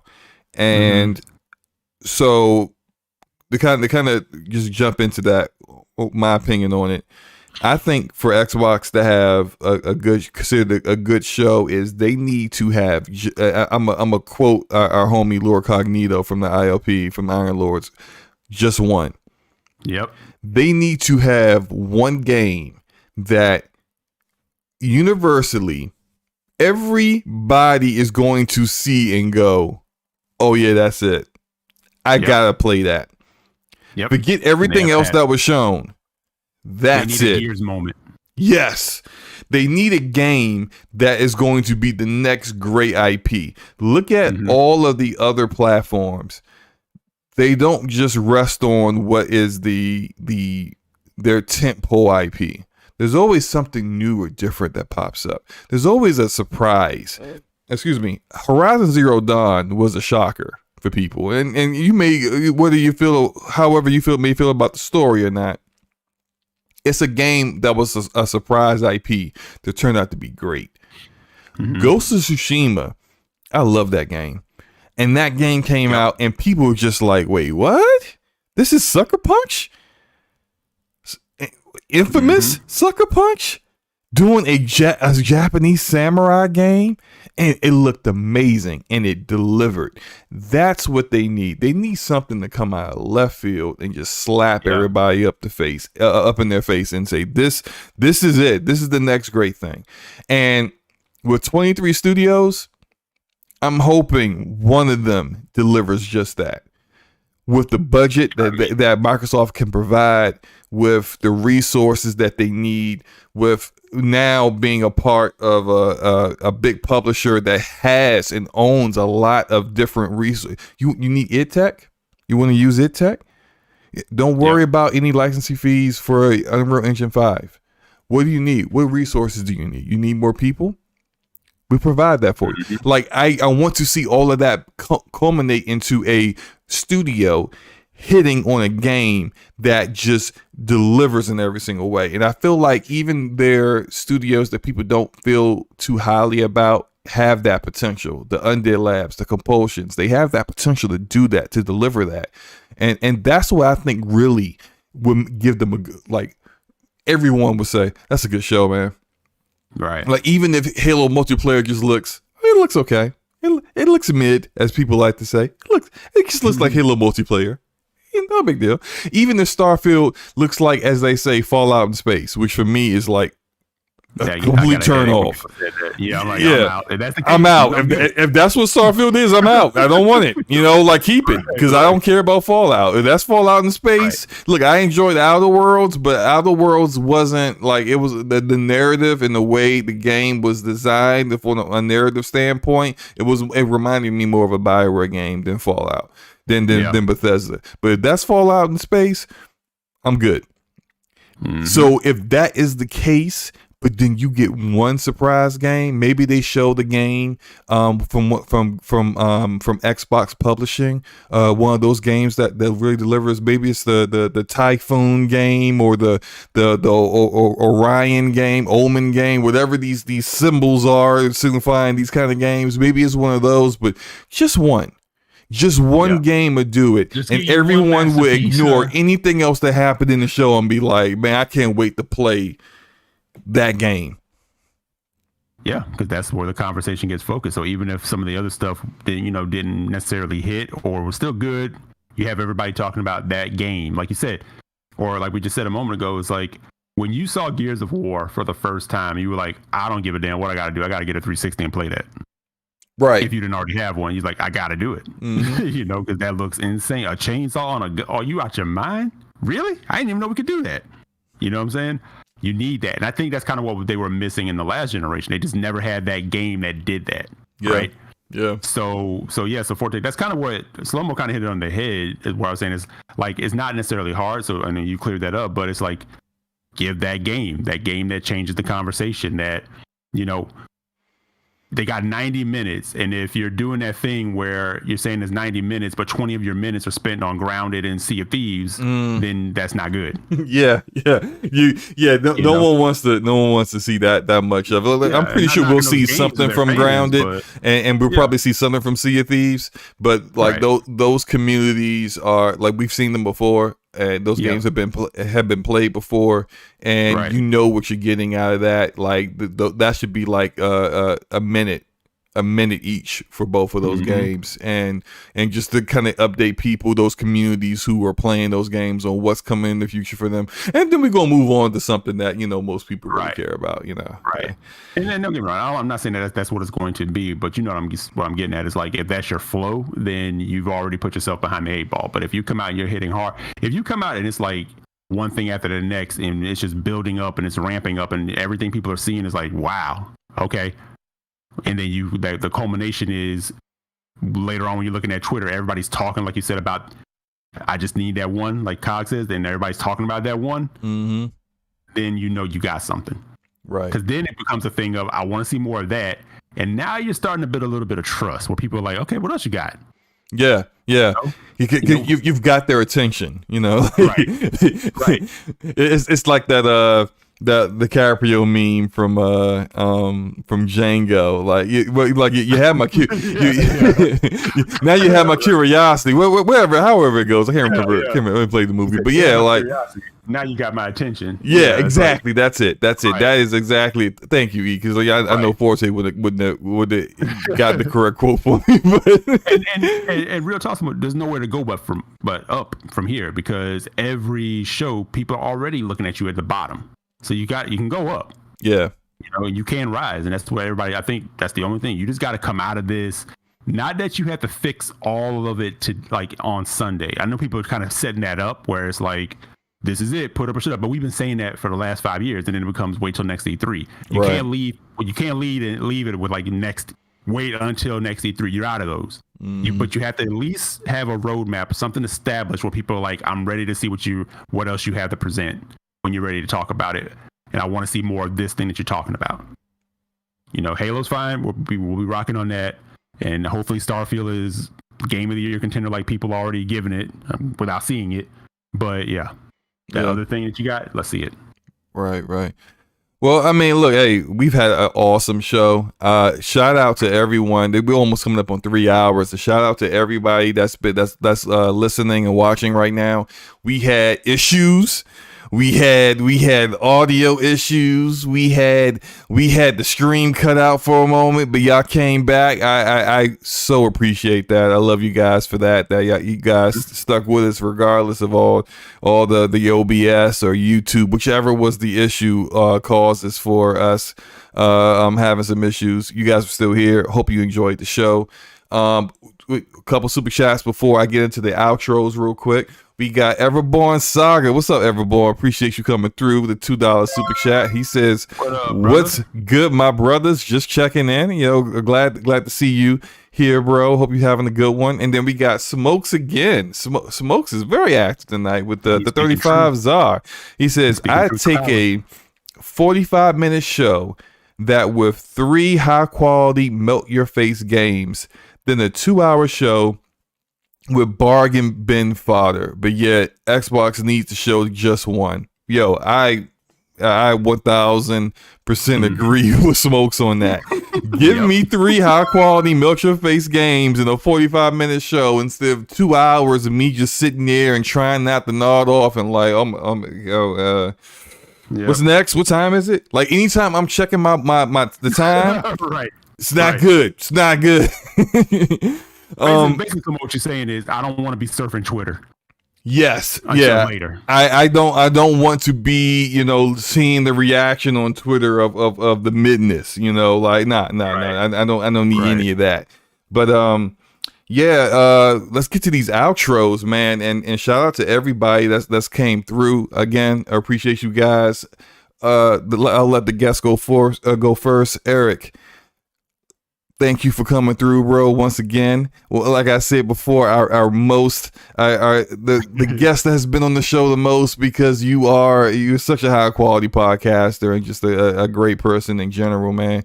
Let the people know where they can find you. Yo, appreciate it again, man. As soon as you sent the invite out the other night, we had to make it happen, man. I love coming by, hanging out with you and Forte. Two of my favorite guys in the community. Man.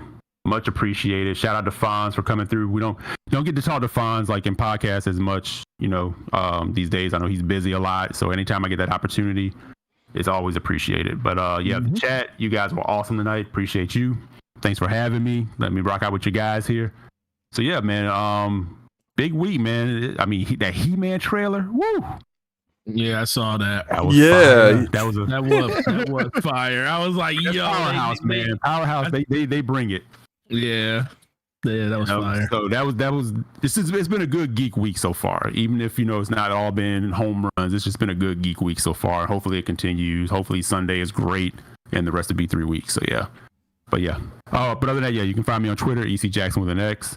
EC Jackson on all the platforms except for Switch, where it's half a social security number and a phone number. But yeah, that's it. And by the way, you can find Eric's Twitter account in the description of the podcast of the video. I already got that in there. Also, for Jay Fonz that was here earlier, you can find his YouTube channel and his Twitter profile in the description as well. So again, Eric, thanks for coming through, bro. You are Mr. Reliable with the with the podcasting, man. And Forte, great show as usual. Like, let everyone know where to find you, man. Nah, man. This was great. E, as always, really truly appreciate you. No doubt. You and SloMo, one show a week with you guys ain't enough for me. I got to have you guys as much as possible. So this was always a great pleasure to do it again with you for the second time in 1 week. SloMo, great job hosting this one. You did an amazing job. Look, man, you kill it every time. So I don't even have to shine you up on that. But Fonz, really appreciate you coming through, brother. I know you had to get to work, and definitely looking forward to everything that you got going on your channel when you get a chance to do it. And for myself, it's Gaming Forte everywhere. It's YouTube, Twitter, and Xbox Live. It's going to be a pretty crazy weekend when it comes to gaming, and make sure you guys just take it in. That's the one thing I think a lot of people don't do. They kind of try to look and critique every little thing that comes out of these press conferences. I understand that, we are the consumer and they definitely are bidding for our money, but don't let that cloud the judgment on saying, yo, these are good games. Every game may not be for you, but there are going to be games out there for everybody. And I think, look at it that way and you will not be disappointed in the least when it comes to the stuff that's being showed. I mean, as E3 as a whole. So that's the one thing I'll leave guys with. But I will be doing the I will be doing the reaction with the Iron Lords on their channel. SloMo is having an anniversary day, so he won't be here. So congratulations to you, SloMo, for what is it, 10 years, 11 years, 12 years now? 12 years. 12 years. I don't know how you made it so long. I'm only a year behind you, so just saying. But I appreciate you, and I appreciate everybody in the chat. You guys have a good week. Yep. And that's that's why I'm definitely not doing any live streams for E3. why I will be kind of just watching from my phone because I'm not gonna miss it. I'm not gonna miss it, but I'm not gonna be like at my computer or watching it on TV on my 4K screen or nothing like that. I'll just watch it from my phone. And Monday, you may see a video from me on my feeling or reaction of everything. But again, love you guys and love everybody that came through. You can find me on Twitter at the same name. And if you haven't subscribed to the channel yet, please do. We do this DPS podcast every Thursday nights. So it's always going to be a good time with us. And Smoke's question. Smoke asked, when are we getting a join button, which is talking about memberships. Me and Forte have been discussing some things. Although, we got separate channels and we have the show on both channels. We're both kind of trying to make sure that we know a lot of people watch DPS that watch our content, and kind of having something that is also that works for both channels, but also works for DPS at the same time. So it's coming soon, bro. It's coming. I say give it another few weeks. We'll get it nailed out. We'll get it knocked down. Go ahead. You were saying something? Right. No, I said a couple of weeks. We already started preliminary talks and stuff on how we're actually going to do it and everything. It's pretty much ironed out. It just comes down to putting it all together to make it work on both channels, so we'll roll that out to you guys. Like I said, most likely by the end of this month, you should start seeing that. Yep. All right. We're over 3 hours. Let's get up out of here. It's late. It's already past midnight. Some of us want to play Ratchet and Clank Rift Apart. So again, thank you for everyone that came through. Hope you guys enjoyed the show. Enjoy your games. Have a good night and take care. Peace.